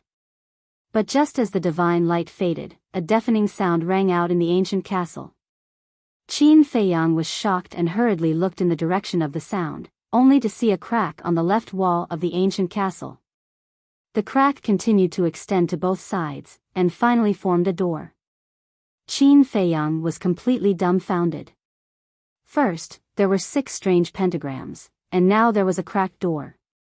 What was going on? He swallowed his saliva, walked to the door, raised his arm, pressed his big hand on the door, and pushed with force. Immediately, he was surprised. He couldn't push it open. One had to know. With his current strength, it was enough to destroy a mountain, but at this moment, he couldn't push this door open. He took a deep breath, shook his arms suddenly, and attacked with all his strength. But the door in front of him still didn't move. This, Qin Feiyang was dumbfounded. A door appeared, but he couldn't open it. What was behind this door? He tried a few more times, but still couldn't open it, so he left the ancient castle. How is it? Fatso and others quickly surrounded him. It's so strange. Qin Feiyang shook his head. What's strange? Everyone was surprised. When I went in just now, pentagrams also appeared on the other 5 walls, and a stone door appeared on one of the walls. Qin Feiyang said. Stone door? Everyone's eyes widened. This was too strange, wasn't it? Qin Feiyang waved his hand, and the ancient castle fell into his palm, and the divine light on it gradually faded. Fatso glanced at the ancient castle and said, although I don't know what's going on, something must have happened to it. Qin Feiyang nodded. With a thought, the ancient castle turned into a ray of black light and entered the space between his eyebrows. And just as the ancient castle entered the space between his eyebrows, a huge amount of information poured into his mind like a tide. Qin Feiyang was stunned, and quickly closed his eyes to check the information. Gradually, his face was filled with ecstasy. What's going on? Seeing this, Fatty, Wolf King, and the other beasts stared at him suspiciously. But they didn't say anything. Because they knew that Qin Feiyang must have found something. Suddenly, Qin Feiyang let out a cry of surprise, and even his breathing became rapid. Fatso and Wolf King were even more curious. So that's how it is, haha, so that's how it is, a moment later. Qin Feiyang suddenly burst into laughter. His face was filled with excitement, and he was so excited that his speech became somewhat incoherent. Little Qin Zi, what do you know? Quick, tell us. White-eyed Wolf urged impatiently. Yes. Tell us quickly. Let's have fun together. Fatso said. Qin Feiyang suddenly opened his eyes, which were shining, and said with a smile, as you expected, the ancient castle has indeed changed, and it's an earth-shaking change. What change?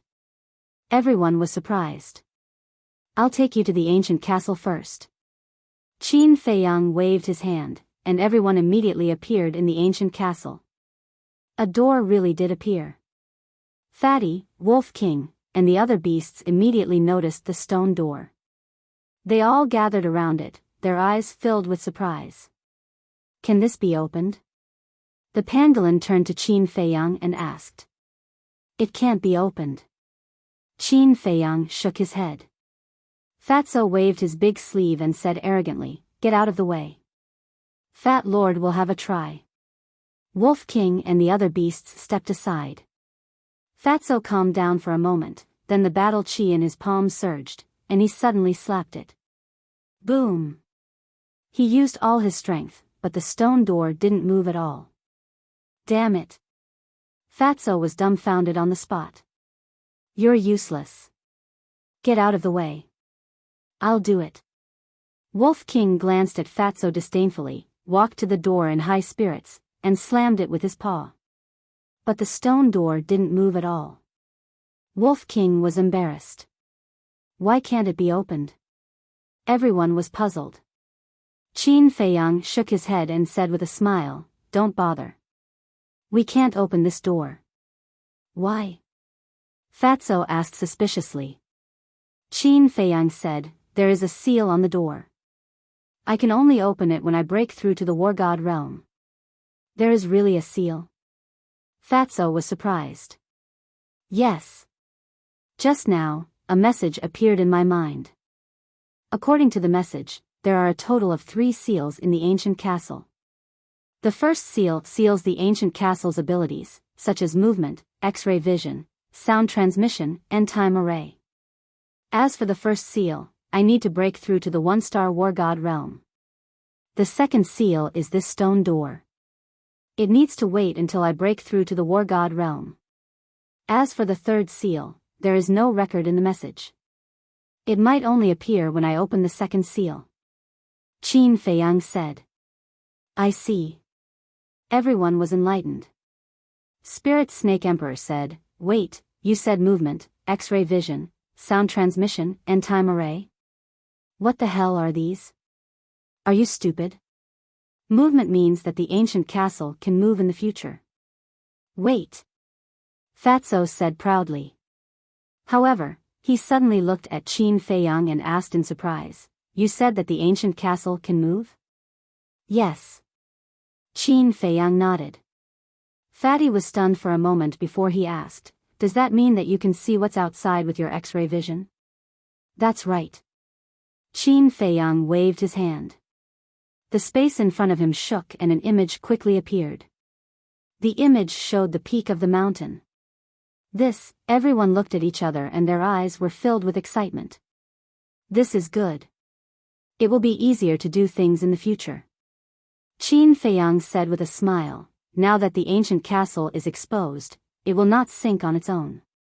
I can control it as I wish. Can you move it for us to see? The fatty said with a curious look on his face. Qin Feiyang moved his mind and the image in the image began to move backward. If there was a deity outside at this moment, he would be able to see a speck of dust moving rapidly in the sky above the mountain range. Fatso murmured, Isn't this the same as Lu Xingqian's spatial divine item? Yes.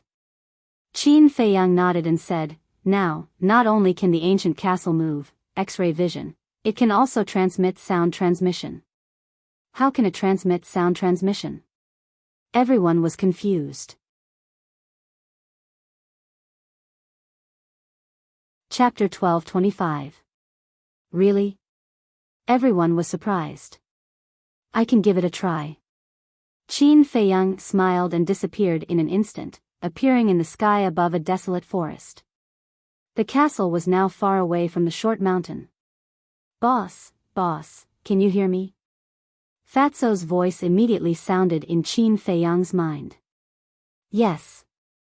Qin Feiyang thought, and his voice was clearly transmitted to Fatso's mind. Fatso was stunned, looked at Wolf King and the other beasts, and said, "It really works? You guys try it too." Little Qin Zi, Qin Feiyang, Brother Qin, Little Qin, Brother Qin, Wolf King and the other beasts seemed to have found a fun toy, and they kept transmitting messages to Qin Feiyang, having a lot of fun. Qin Feiyang responded to them one by one, and then entered the castle again. He looked at everyone and said with a smile, "It's much more convenient now, right?" "Yes, it's convenient." Everyone nodded. Qin Feiyang said, "However, you can only transmit messages to me." "What do you mean?" Everyone was stunned. Qin Feiyang said, "For example, when Fatso and I are outside, you can only transmit messages to me, but not to Fatso." "Why?" Everyone was puzzled. "Because I'm the owner of the castle." Qin Feiyang smiled proudly. For a moment, everyone was unable to refute, but they all rolled their eyes. Fatso asked, "What's the time formation?" Qin Feiyang said in a deep voice, "This is serious. Before I tell you, you should be mentally prepared. I'm afraid you can't take it and go into shock on the spot." "Is it that serious?" Fatso was disdainful. "It's not serious at all," Qin Feiyang said. Seeing that Qin Feiyang didn't seem to be joking, everyone looked at each other, took a deep breath, looked at Qin Feiyang, and said in unison, "Tell us." Qin Feiyang said, "I can't understand the mystery of the time formation now, but it can change the time in the castle." "Change the time?" Everyone was suspicious. "It means that the time in the castle will be different from the time outside. According to the information, after the time formation appears, 10 days in the castle is 1 day outside." Qin Feiyang said. "What? Tell us what it means. What does that mean? Why does it sound so strange?" Everyone looked at him in surprise. "It means that we've spent 10 days in the castle, but only 1 day has passed outside," Qin Feiyang said. Everyone was dumbfounded. 10 days in the castle was equivalent to 1 day outside? This was simply a fantasy story. Changing the rules of time, who can do such a heaven-defying thing? "It's absolutely true," Qin Feiyang said. Fatso's breathing was rapid. He looked at Qin Feiyang and said, "Fat Lord really can't take it anymore. Quickly give Fat Lord a slap to see if we are dreaming." Qin Feiyang didn't make a move, but the white-eyed wolf stood up and directly slapped Fatso's face, and then asked, "Does it hurt?" "Nonsense, you used so much force, how can it not hurt?" Fatso said angrily. "Then it's not a dream," Wolf King said. "Yes, it's not a dream, it's real." Fatso muttered to himself, looked up at Qin Feiyang, and asked again, "Are you sure you're not joking with us? Do you think I'm in the mood now?" Qin Feiyang said helplessly. Fatso was stunned. Wolf King and the other beasts were also stunned. This is too unbelievable. This is the first time they have heard of such a thing in their lives. It's too shocking, too heaven-defying. They can no longer use words to describe their feelings at this moment. Qin Feiyang said, "However, although the information says so, we still have to confirm it." Yes, we must confirm it clearly." Fatso nodded repeatedly. "If it's true, then they will be rich." This was because they were basically cultivating in the castle. 10 days in the castle is 1 day outside. Then if they cultivate in the castle for 100 days, wouldn't only 10 days have passed outside? How much time would they save? Chirp. Suddenly, a high-pitched bird cry sounded. Everyone frowned. The bird's cry was sonorous and powerful. At a glance, one could tell that it was not a simple bird. Qin Feiyang waved his hand, and the scene in front of him moved. Suddenly, the scene was locked on the sky above a river. Above the river, there was a huge ferocious bird, spreading its wings and flying. The ferocious bird was snow-white, with a long neck and a pair of sharp claws under its feet, emitting a terrifying cold light. On the back of the ferocious bird, there was an old man. The old man was wearing a pure white robe, fluttering in the wind. He held a horsetail whisk in his hand, with a kind face, and exuded an immortal aura. Very strong. Fatso's pupils shrank. Qin Feiyang said, "He is Immortal Crane, a 5-star war emperor." So it's him. Everyone nodded in realization. Fatso suddenly raised his eyebrows and said, "That's not right.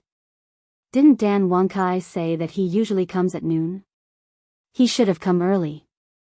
I have to go to the village immediately. You guys calculate the time carefully. I want to see if the castle is so magical now." Qin Feiyang said. Everyone nodded. Swish. Qin Feiyang flashed and appeared above the barren forest. But as soon as he came out, he couldn't help but be stunned. That's not right. He could have driven the castle to follow him. Why did he have to come out? Immediately. He shook his head with a wry smile. The changes in the castle were too sudden. He still couldn't adapt. But since he had already come out, there was no need to go in again. Swish. He opened a portal and directly arrived at the village chief's house. Dan Wangkai and Viper were both meditating with their eyes closed. When they sensed Qin Feiyang's aura, they immediately opened their eyes and said with a smile, "You're back. What's the fourth divine art? I haven't had time to see it yet." Qin Feiyang said. "What's wrong?" The two of them were suspicious. Qin Feiyang said, "Immortal Crane is here. You guys get ready. Don't give yourself away." So early? The two of them raised their eyebrows. "I saw it with my own eyes just now. I'll go out first. When you see him later, don't act rashly." Qin Feiyang warned. Understood. The two of them nodded. Then Qin Feiyang opened the door and walked out. "Little brother, you're finally back. What have you been busy with? You've been busy for 4 months? During this time, how have you been? Have you been sick or anything?" When Qin Feiyang appeared in the village, the villagers acted as if they had seen a long-lost relative. They surrounded him and asked about his well-being. "I'm sorry. I didn't say goodbye to everyone before I left," Qin Feiyang said apologetically. For cultivators, 4 months passed in the blink of an eye. But for mortals, 4 months was quite long. Everyone still remembered him. And they cared about him so much. He couldn't help but feel a little guilty. "You're not an outsider. Why are you apologizing? Little brother, it's fate that you came to our village. In the future, you can treat this village as your own home. You don't have to be polite with us. Being polite will make us unfamiliar," someone said with dissatisfaction. "Yes, yes, yes." Qin Feiyang nodded again and again. Except for the village chief and his son, the people here all had simple and kind hearts. It could be said that people like them were almost extinct in the outside world. So, he would never allow Master Shen and the mysterious organization to continue to hurt the people here. Chirp. Suddenly, a loud and clear chirp of a crane sounded outside the village. The chirp of a crane, it's Master Shen. Master Shen is here. Everyone, quickly inform everyone to gather here. The whole village suddenly boiled up. Everyone's face was full of joy and awe. A villager looked at Qin Feiyang and said with a smile, "Little brother, do you know Master Shen?" "I've heard about him from Jia." Qin Feiyang said calmly. "Let me tell you, this Master Shen is a real immortal. Yes. Master Shen is omnipotent. When you see him later, you have to be careful with what you say." A few villagers warned him in a low voice. "Okay." Qin Feiyang nodded. But looking at everyone who was in high spirits, a sadness that could not be dispelled rose in his heart. This was ignorance. Of course. He also knew. These villagers were innocent. They couldn't be blamed. Blame the mysterious organization, Master Shen, and the previous village chiefs. These people were too abominable. In less than 100 breaths, almost all the people in the village rushed over. Old people, children, adults. Everyone was looking at the sky outside the village. Their eyes were full of expectation and respect. Although there were many people, no one spoke. It was very solemn. Dan Wangkai and Viper also came out and stood in the middle of the crowd to welcome Master Shen. Lu Hong and Lu Jing also came. They stood beside Qin Feiyang and looked at the sky outside the village. Their eyes flashed with a trace of cold light. Chirp. Accompanied by the chirp of a crane, a white crane flapped its wings and flew into the sky above the village. Greetings, Master Shen. The villagers all knelt on the ground as if they were on a pilgrimage.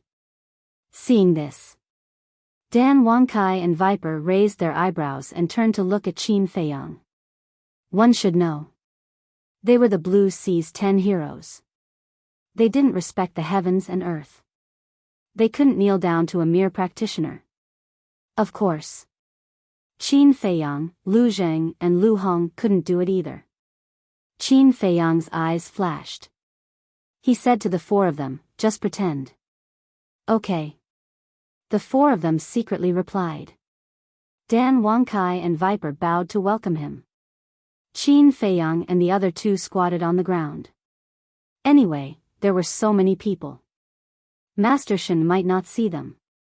The white crane stopped in the sky above the ancestral grave. It flapped its wings like a mythical beast, looking down at the villagers. Its big eyes were full of contempt. Sure enough, jackals of the same tribe. Qin Feiyang sneered. Like master, like mount. He could see through the white crane's cultivation at a glance. It was only a one-star combat emperor. Get up. A hoarse laughter sounded, passing into everyone's ears. Everyone got up and looked at the back of the white crane. They saw an old man in white slowly stand up. Standing on the back of the white crane, he lowered his head and glanced at everyone. After 2 years, we meet again. I don't know if anyone missed this immortal during these 2 years. The old man laughed. He looked very kind and benevolent. However, Qin Feiyang and the others could see that there was a trace of contempt in his eyes. This immortal? Damn, you can pretend. Chapter 12:26. Lu Hong and Dan Wangkai were also secretly mocking him. A mere 5-star combat emperor dares to blatantly pretend to be an immortal. They really don't know where this old thing got his courage from. But the villagers were all beaming with joy. Yes. Very much. Everyone hopes that you can stay in the village for a long time. Listening to these words, the smile on Master Shen's face became even more brilliant. He said with a smile, "To tell you the truth, this immortal also wants to spend more time with everyone, but there is no other way. The affairs of the immortal world are busy, this immortal really can't leave." Immortal world? Qin Feiyang and the others were stunned. He even brought out the immortal world. This old bastard really doesn't feel the slightest bit ashamed. Lu Jing secretly said, "Damn it, I really want to go up and slap him a few times." It's not his fault for swearing, it's Master Shen's fault for being too good at pretending. The key point is that the villagers believed it. They thought that there really is an immortal world in this world, and that there really are immortals. Okay. Let's not talk too much. Old rules, let all the children from 10 to 18 years old stand out. Master Shen said. Dan Wangkai also shouted, "This is a good opportunity to become an immortal, everyone, hurry up. Become an immortal. Children, quickly go over. You must do your best. We depend on you to bring glory to our ancestors." Hearing Dan Wangkai's words, the parents immediately urged the children around them. Those children's faces were also full of longing. One by one rushed to Dan Wangkai and Viper's side. Why don't you go? Qin Feiyang turned to look at Wang Xiaojie and Wang Jin and asked suspiciously. Wang Xiaojie rubbed his small head and said with a silly smile, I want to learn cultivation from you. Us? We are not immortals, Master Shen is. Qin Feiyang laughed. TSK. Before I saw you, I still believed that he was an immortal, but now, I understand that there is no immortal in this world. Wang Xiaojie said disdainfully. Ah. Qin Feiyang was surprised. He turned to look at Lu Hong and Lu Zheng and asked, Did you tell him? No. The two shook their heads. Qin Feiyang was stunned. He looked at Wang Xiaojie and said with a smile, Little guy, you have good awareness. Hee hee. Then, Big Brother Immortal, are you willing to accept me as your disciple? Don't worry, I'll work hard in my cultivation and won't drag you down. Wang Xiaojie raised his small hand and vowed solemnly. Of course. He spoke in a very low voice, afraid that the nearby villagers and Master Shen would hear him. Accepting a disciple? Qin Feiyang was taken aback. Lu Hong secretly laughed. He asked us to teach him cultivation a long time ago, but we ignored him.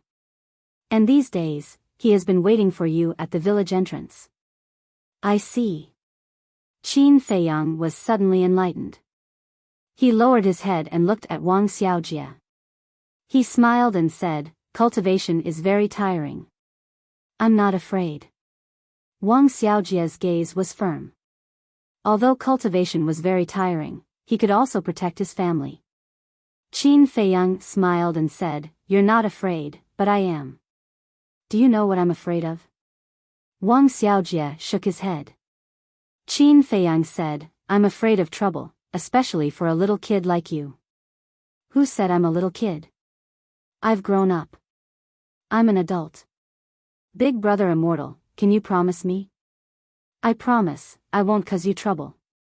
Wang Xiaojie grabbed Qin Feiyang's hand and looked at him pitifully. Qin Feiyang shook his head and laughed. He ignored him and looked up at Master Shen. Wang Xiaojie looked at Lu Hong for help. Lu Hong shrugged helplessly. Wang Xiaojie looked at Lu Jing again and whispered, Big Brother Jiangzheng, you are his cousin. He will certainly listen to you. Can you help me? Good, good, he is indeed aware. Hearing this, Lu Jing felt very comfortable. Since he's good, you can take him as your disciple. Qin Feiyang said lightly. Lu Zheng's face stiffened. He couldn't even take care of himself, let alone a little kid. Wasn't this looking for trouble? Lu Zheng coughed, touched Wang Xiaojie's head, and said with a meaningful smile, Child, ordinary is bliss, understand? No. Wang Xiaojie shook his head. Then come to me when you understand. Lu Zheng said. Wang Xiaojie said, You mean, if I can understand the meaning of this sentence, you will take me as your disciple? Kind of. Lu Zheng nodded perfunctorily. But Wang Xiaojie took it seriously. He lowered his little head and pondered alone. Lu Zheng glanced at Wang Xiaojie and couldn't help but frown. Anything else? At this time, Master Shen asked. Dan Wangkai glanced at the crowd around, focused on Wang Xiaojie and Wang Jin, looked up at Master Shen, shook his head and said with a smile, No. At this time, there were more than 1,000 children gathered around Dan Wangkai and Master Shen. Master Shen said with a smile, Well, everyone line up. The group of children was immediately divided into 10 teams, with more than 100 people in each team, neatly arranged around the ancestral grave. Very good. Master Shen nodded with a gratified smile. He waved his old hand, and 10 streamers flew out of his sleeves and suspended in front of the children. These were 10 spirit stones, specially used to test the spiritual power. Master Shen said, I think everyone knows the rules, now let's start the test. Test one by one, don't worry. Dan Wangkai said with a smile to the children. The 10 children standing at the front immediately went up, put their hands on the spirit stones, and closed their eyes to meditate. Buzz! Soon, 3 of the spirit stones vibrated. In the end, a total of 3 vibrations, which meant that the 3 children all had level 3 spiritual power. Unqualified. Next batch. Dan Wangkai waved his hand. The 10 children suddenly retreated to the side in disappointment, and the second batch of children came up. Among this batch of children, there were 4 who had level 3 spiritual power. Of course, they were also unqualified. And among the third batch of children, there were 2 who had level 4 spiritual power. Amazing. Qin Feiyang secretly muttered. He remembered that the population of Iron Ox Town was not small, but people who reached level 3 spiritual power were very rare. It could even be said that they were 1 in 100. As for level 4 spiritual power, it was not an exaggeration to say that they were 1 in 1,000. And now, only the third batch of children was tested. In other words, a total of 30 people were tested, and there were 7 who had level 3 spiritual power and 2 who had level 4 spiritual power. The people in this village were too incredible. However, to his surprise, Dan Wangkai announced that they were unqualified. What do you mean? Level 4 spiritual power is not qualified? Qin Feiyang frowned and said to Dan Wangkai, what level of spiritual power do you need to be qualified? Level 10. Dan Wangkai secretly said. Level 10? Isn't this higher than the requirements of temple and pill pagoda? Qin Feiyang was stunned. As an alchemist, he knew too much about spiritual power. Level 10 spiritual power was almost 1 in 10,000. Suddenly, Qin Feiyang seemed to think of something and secretly said, no, how do you know so clearly? I remember that the village chief and his son didn't seem to say this before they died, right?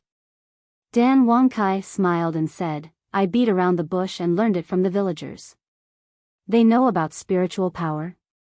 Qin Feiyang was surprised. Not to mention spiritual power, they don't even know what this spiritual stone is. Because Master Shen has never explained it. But they can describe it. When I heard them describe the shape and color of the spiritual stone, I knew it was a spiritual stone. And they can observe that every time the spiritual stone trembles 10 times, it will be taken away by Master Shen. So I judged that only level 10 spiritual power is qualified. Dan Wangkai smiled and said. He was also the number 1 alchemist in Qinghai. Naturally, he was quite familiar with spiritual stones. Qin Feiyang secretly smiled and said, it seems that you and Viper haven't been idle in the village in the past 4 months. It could be said that it was both easy and difficult to find out about these things. Why did he say so? Because Dan Wangkai and Viper's current identities were the village chief and his son. And the dead village chief and his son must be quite clear about these rules. So, when the 2 of them inquired about these things, they certainly couldn't ask directly. They had to beat around the bush, otherwise, it would arouse the doubts of the villagers. During the conversation, the 5th batch of children had been tested. In the middle, there were 2 level 5 spiritual power. Level 5 spiritual power, in Kyushu's 18 counties, was considered a good qualification. Time passed by breath. When the 8th batch of children was tested, there were 2 level 8 spiritual power. The people in this village have amazing talent. Qin Feiyang sighed. Level 8 spiritual power, in the whole Great Qin Empire, can be regarded as the best.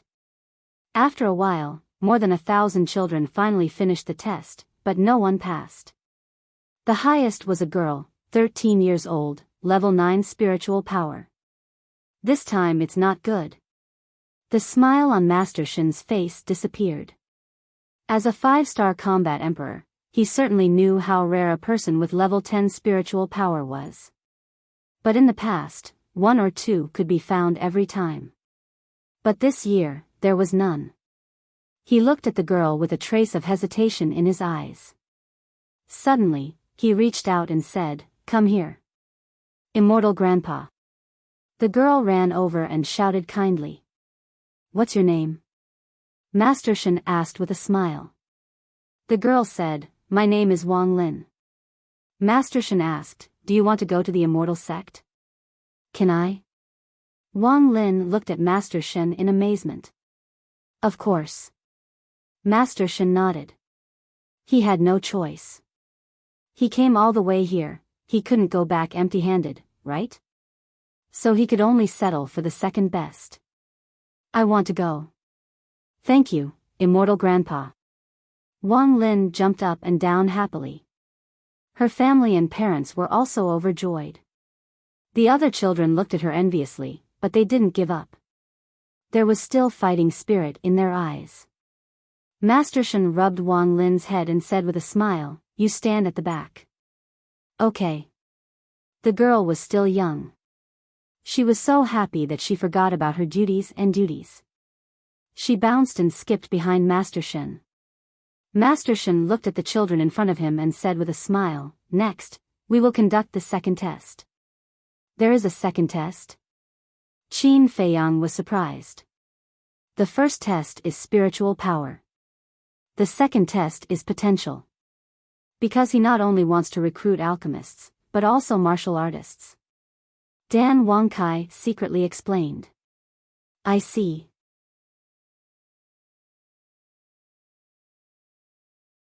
Chapter 12:27. Dan Wangkai secretly said, under Master Shen's pressure, they can hold on for 3 breaths. What? Qin Feiyang turned pale with fright. Master Shen is a 5-star combat emperor, how terrifying is his pressure? Let these children, who have no cultivation base, hold on for 3 breaths. What kind of joke is this? Although 3 breaths is very short, for these children, it is simply impossible. Moreover, this is an extremely dangerous thing. Dan Wangkai said, he naturally can't use all of his pressure, just a little bit, but even a little bit, there are very few people who can withstand it. Qin Feiyang nodded. Emperor's pressure is not a joke. If it is not controlled properly, these children will die on the spot. Begin. Master Shen coldly shouted, and a wisp of Emperor's pressure emerged, rushing towards a group of children. As the Emperor's pressure enveloped them, most of the children immediately screamed and lay on the ground. After all, they are just mortals, how can they withstand the Emperor's pressure? The second breath.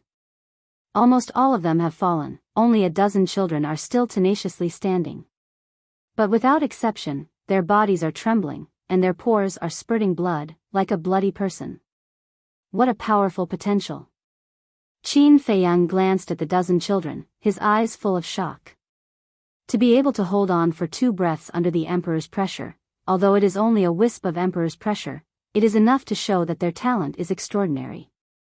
Moreover, they are not worse than those so-called geniuses in the imperial capital. This village is not simple. If everyone knows how to cultivate, if there is no mysterious organization control, it is hard to imagine, after thousands of years of development, how strong will this village be? These are all geniuses, and they are wasted like this. Suddenly, Qin Feiyang looked at the children who have fallen, and a trace of surprise crawled up in his eyes. These children had already collapsed, so why did they still look like they were in pain? They screamed endlessly. Suddenly, murderous intent surged in the depths of his eyes. It turns out that Master Shen's Emperor's pressure is still enveloping them. It is reasonable to say that these children who have fallen should not be oppressed anymore. Emperor's pressure can be controlled at will. Just like those children who had fallen down, as long as Master Shen's mind moved, the Emperor's might would no longer oppress them. But Immortal Crane didn't do that. He was treating his life like a game. No.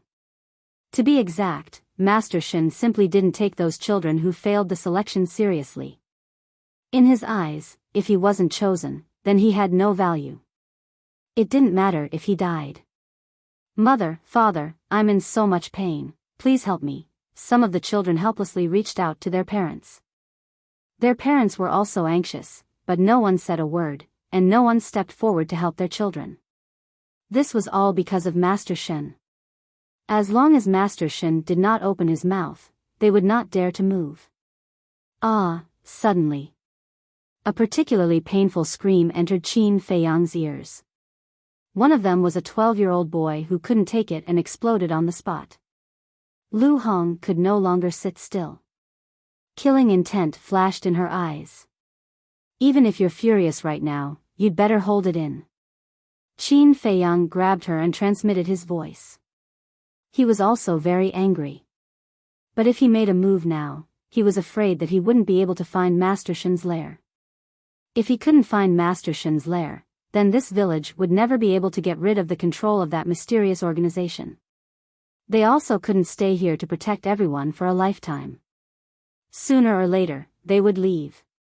Therefore, although he was somewhat aggrieved right now, for the sake of the overall situation, he had to endure. In the blink of an eye, 3 breaths had passed. Master Shen restrained his emperor's aura. Fortunately, only 1 boy died. And there were only 7 boys left on the field. Child, a middle-aged couple ran in front of the dead youth and cried bitterly. Master Shen looked up and sighed, regarding his death. This immortal is also very sad. But this is the test, I hope you can restrain your grief and accept it. It doesn't matter. The middle-aged couple lowered their heads and said. It's not that it doesn't matter, but they didn't dare to pursue the matter because the other party was an immortal, and they were just mortals. In front of an immortal, they could only put their sadness in their heart. Damn it. Lu Hong gnashed her teeth. It was obviously intentional murder, but he said it was a matter of course. How could there be such scum in the world? He really deserved to die 10,000 times. Master Shen withdrew his gaze, took out a wooden box from his bosom, threw it to Dan Wankai, and said with a smile, "This is for you." "Thank you, immortal." Dan Wankai said gratefully. "That's all right, this immortal will take these 8 children away." After saying that, Master Shen took the 8 children, soared into the sky, and landed on the back of the white crane. Chirp. The white crane let out a long cry, flapped its wings, and flew away like lightning, respectfully sending off Master Shen. People once again kneeled on the ground to send him off. Lu Hong clenched her hands, and said in a deep voice, he didn't even give them time to say goodbye. As a parent, which parent didn't love their children? Before taking those children away, shouldn't they also let them say goodbye to their parents? Taking them away like this was too heartless. At the same time, Dan Wankai opened the wooden box, and there was a Qiankuan bag inside. He took out the Qiankuan bag, and his face immediately became gloomy. He turned to look at Qin Feiyang, and said, "It's all blood evil pills, at least 10,000. "What? 10,000? Qin Feiyang's eyes trembled. 10,000 blood evil pills, what kind of concept was that? His eyes were full of killing intent. "You wait here." Whoosh. After saying that, he stepped on the ground, soared into the sky, and chased after Master Shen. The villagers stared at Qin Feiyang's back, and their eyes were full of disbelief. What was going on? How could Jiang Fei fly in the sky like Master Shen? "Miss Lu, Brother Jiang, is little brother Jiang Fei also an immortal?" The villagers looked at Lu Hong and Lu Zheng, and their faces were full of disbelief. Lu Hong sighed faintly, and said, "Now that things have come to this, I have to tell you something. There are no immortals in this world, and Master Shen is not an immortal." "Master Shen is not an immortal?" "Miss Lu, don't talk nonsense. If you offend an immortal, you will be punished by heaven." Everyone didn't believe it, and they were somewhat dissatisfied with Lu Hong. Lu Hong frowned. These people had been educated for thousands of years, and the idea of immortals had been deeply ingrained in their minds. It seemed impossible to make them accept this fact in a short time. Back to Qin Feiyang. He used the phantom steps, crossed the void, and soon saw Master Shen. But because he hid his aura, Master Shen and the white crane didn't notice him, and flew straight to the south. When passing over a mountain ridge, Master Shen seemed to feel something, and turned around to look behind. Qin Feiyang immediately went to the castle. Just now, I clearly felt that someone was following me. How could there be no one? Was it an illusion?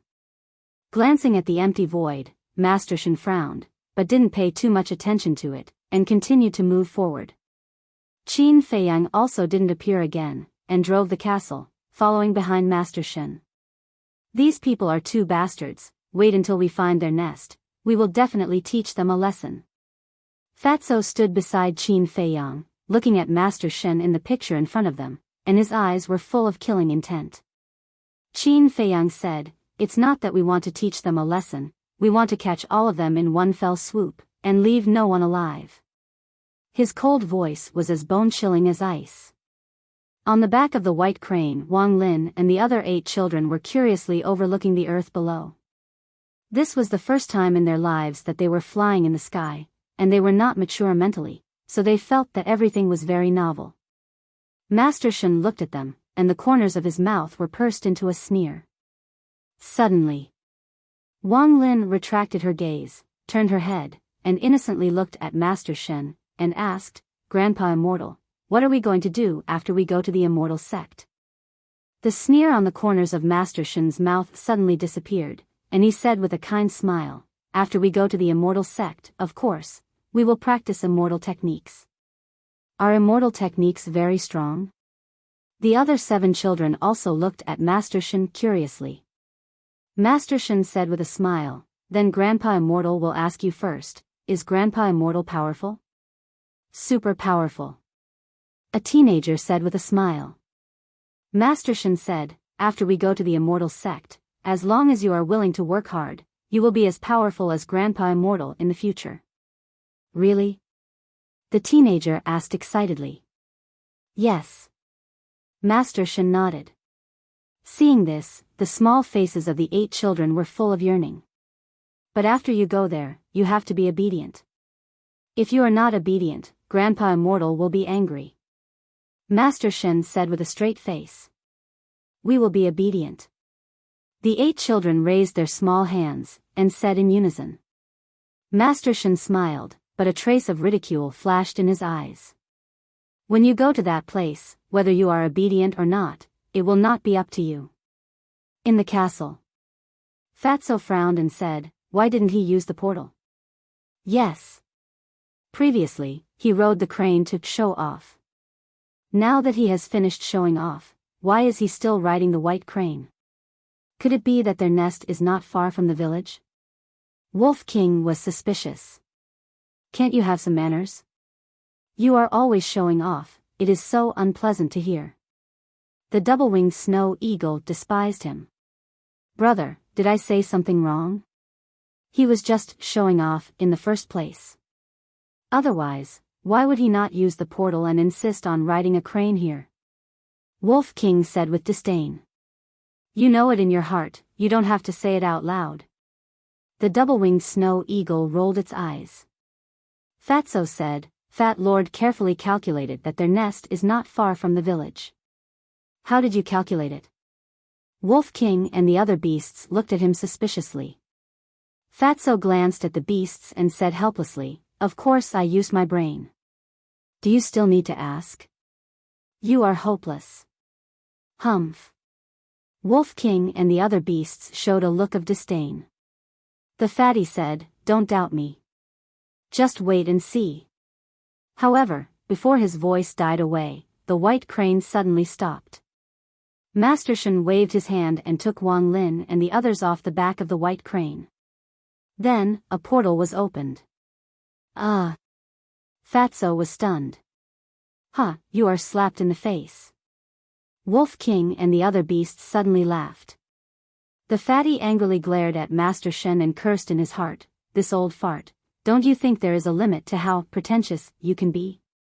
After flying for so long, he opened the portal. He must be out of his mind. "Grandpa Immortal, what is this?" Outside, Wang Lin and the other children looked at the portal in surprise.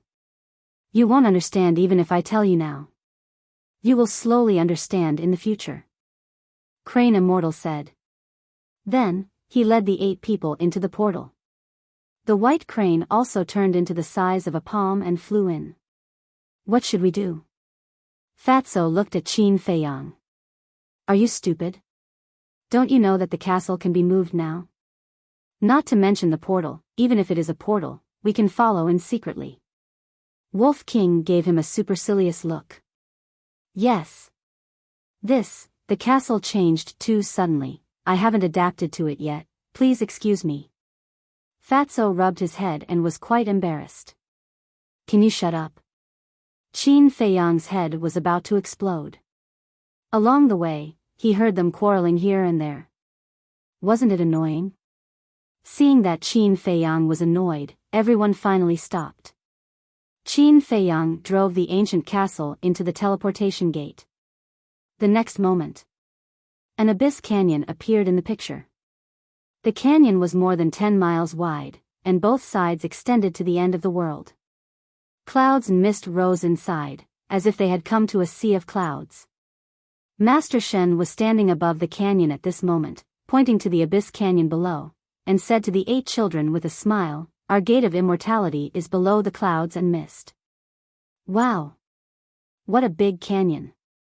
The 8 children were amazed. Wang Lin said, "Grandpa Immortal, why do I feel that this place is not far from the village?" That's because there is a portal. We are going to enter the gate of immortality, are you all ready? Master Shen asked. The 8 children nodded, their eyes full of expectation. Let's go.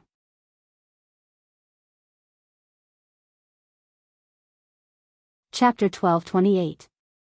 Schwa. Right after Master Shen left, Qin Feiyang and the white-eyed wolf appeared in the sky above the canyon. Where is this place? The white-eyed wolf glanced around, eyes full of suspicion. On both sides of the canyon were mountain ranges that stretched as far as the eye could see. There were layers upon layers of mountains and ancient trees that towered into the sky. The aura of berserk beasts filled every corner of the mountain range. Moreover, all of them were emperor beasts. I don't know either. Qin Feiyang shook his head. The great Qin Empire was huge, and there were many places he had never heard of. However, this was not important. The important thing was that they had found the headquarters of the mysterious organization. Get ready to go down. Qin Feiyang said. The white-eyed wolf nodded, turned into a palm-sized wolf, and landed on Qin Feiyang's shoulder. Qin Feiyang activated the concealment technique and turned into a stream of light, rushing into the canyon.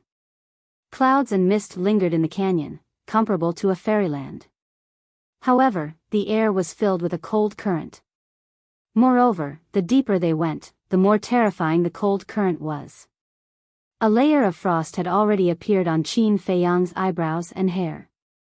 After a dozen breaths, Qin Feiyang flew out of the clouds and mist, and his eyes lit up. Below him was an ice canyon. The entire canyon was covered with a thick layer of ice and snow. White mist rose, and the cold air was threatening. There they are. The Wolf King pointed at a certain place below. Qin Feiyang looked down and saw an ice mountain towering in the canyon. It was more than 300 meters high. Master Shen and the 8 children were standing on the peak of the ice mountain. The temperature here, for Master Shen, was nothing. However, the 8 children were shivering from the cold, their small faces pale. Opposite Master Shen, there was a black-clothed old man with white hair and a ruddy complexion, full of energy. He glanced at Wang Lin and the others, then looked at Master Shen and asked with a smile, "How many alchemists did you bring back this time?" "Not this time. I only brought back one, and she only has a level 9 mental power." "That's her." After Master Shen finished speaking, he pointed to Wang Lin. "Level 9 mental power?" The black-clothed old man frowned. There was a finger-long scar on his forehead. At this moment, he was frowning and looked somewhat sinister, scaring the 8 children. Master Shen said with a smile, "Although it is only 9th rank spiritual power, it is still better than nothing." "That's true." The old man in black nodded and said, "Then bring them to see the Valley Master." "Yes." Master Shen waved his hand, rolled up the 8 people, and soared into the sky. The black-robed elder raised his head and looked at the void above. He then sat cross-legged on the ground and closed his eyes to meditate. Qin Feiyang sized up the black-clothed elder and transmitted a message. This person's cultivation is also very strong. According to my judgment, he should be an 8-star combat emperor. TSK TSK TSK. I bumped into an 8-star combat emperor the moment I arrived. How terrifying is this place? White-eyed wolf was speechless. Qin Feiyang retracted his gaze, and looked at Master Shen. A cold light flashed in the bottom of his eyes. He took a step forward, and silently followed Master Shen. On the way, he encountered another 5 ice peaks. On top of the 5 ice peaks, there was also an old man in black sitting cross-legged. His cultivation was also an 8-star combat emperor. In other words, at present, they had already encountered 6 8-star combat emperors. It was really hard to believe. How many experts were hidden in this ice valley? And the existence of these people must be because they were worried that someone would sneak into the ice valley and stand guard. About 500 breaths passed. An ancient square entered Qin Feiyang's line of sight. The square was a few hundred feet wide, covered with ice and snow. In front of the entrance of the square, there was an old man in black sitting cross-legged. Master Shen brought the 8 children and landed on the square. The old man in black opened his eyes, looked at Master Shen, and said expressionlessly, "You're back." He looked a little cold. Master Shen nodded. The old man in black looked at Wang Lin and the others. He raised his hand and pressed the ground beside him.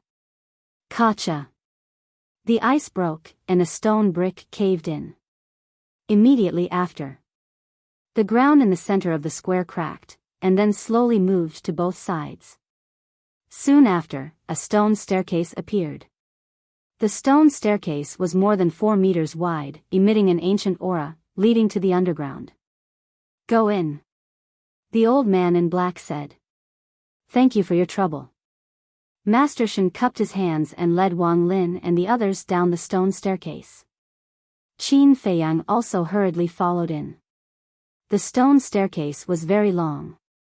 After walking for dozens of breaths, they still couldn't see the end. There was no one standing guard here. Except for the footsteps of Master Shen, Wang Lin and the others, it was dead silent. Another 100 breaths passed. Qin Feiyang finally saw the end. However, through the exit at the end of the tunnel, he saw a magnificent mountain range. Are my eyes playing tricks on me?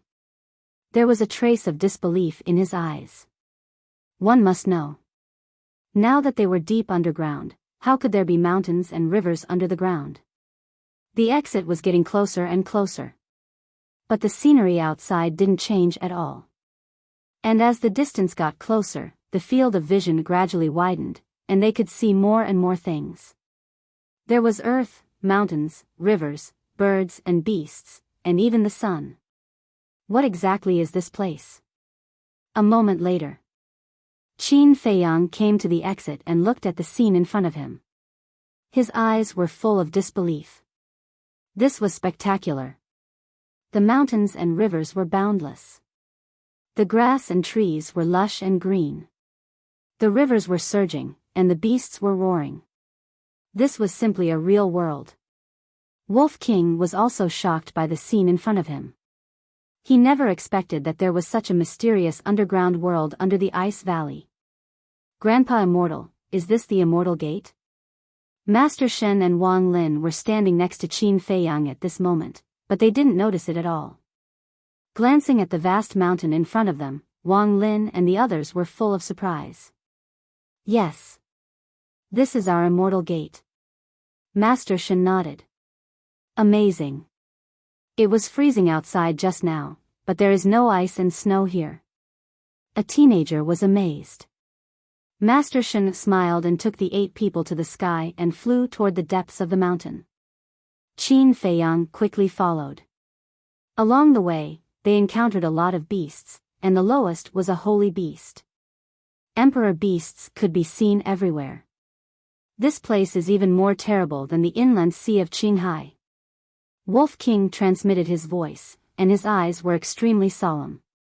It seemed that it would not be easy to get rid of this mysterious organization. Qin Feiyang didn't care. As long as there were no fake gods, no matter how many war emperors and beasts there were, it was nothing to worry about. As for the fake gods, they were the peak existences of this world. Looking at the entire Great Qin Empire, there were only a few of them. Although this place was quite mysterious, at present, he didn't sense the aura of the fake gods. Soon, they went hundreds of miles deep into the mountain. A strange mountain range gradually came into sight. Those giant peaks were like swords, towering into the sky, exuding a majestic aura.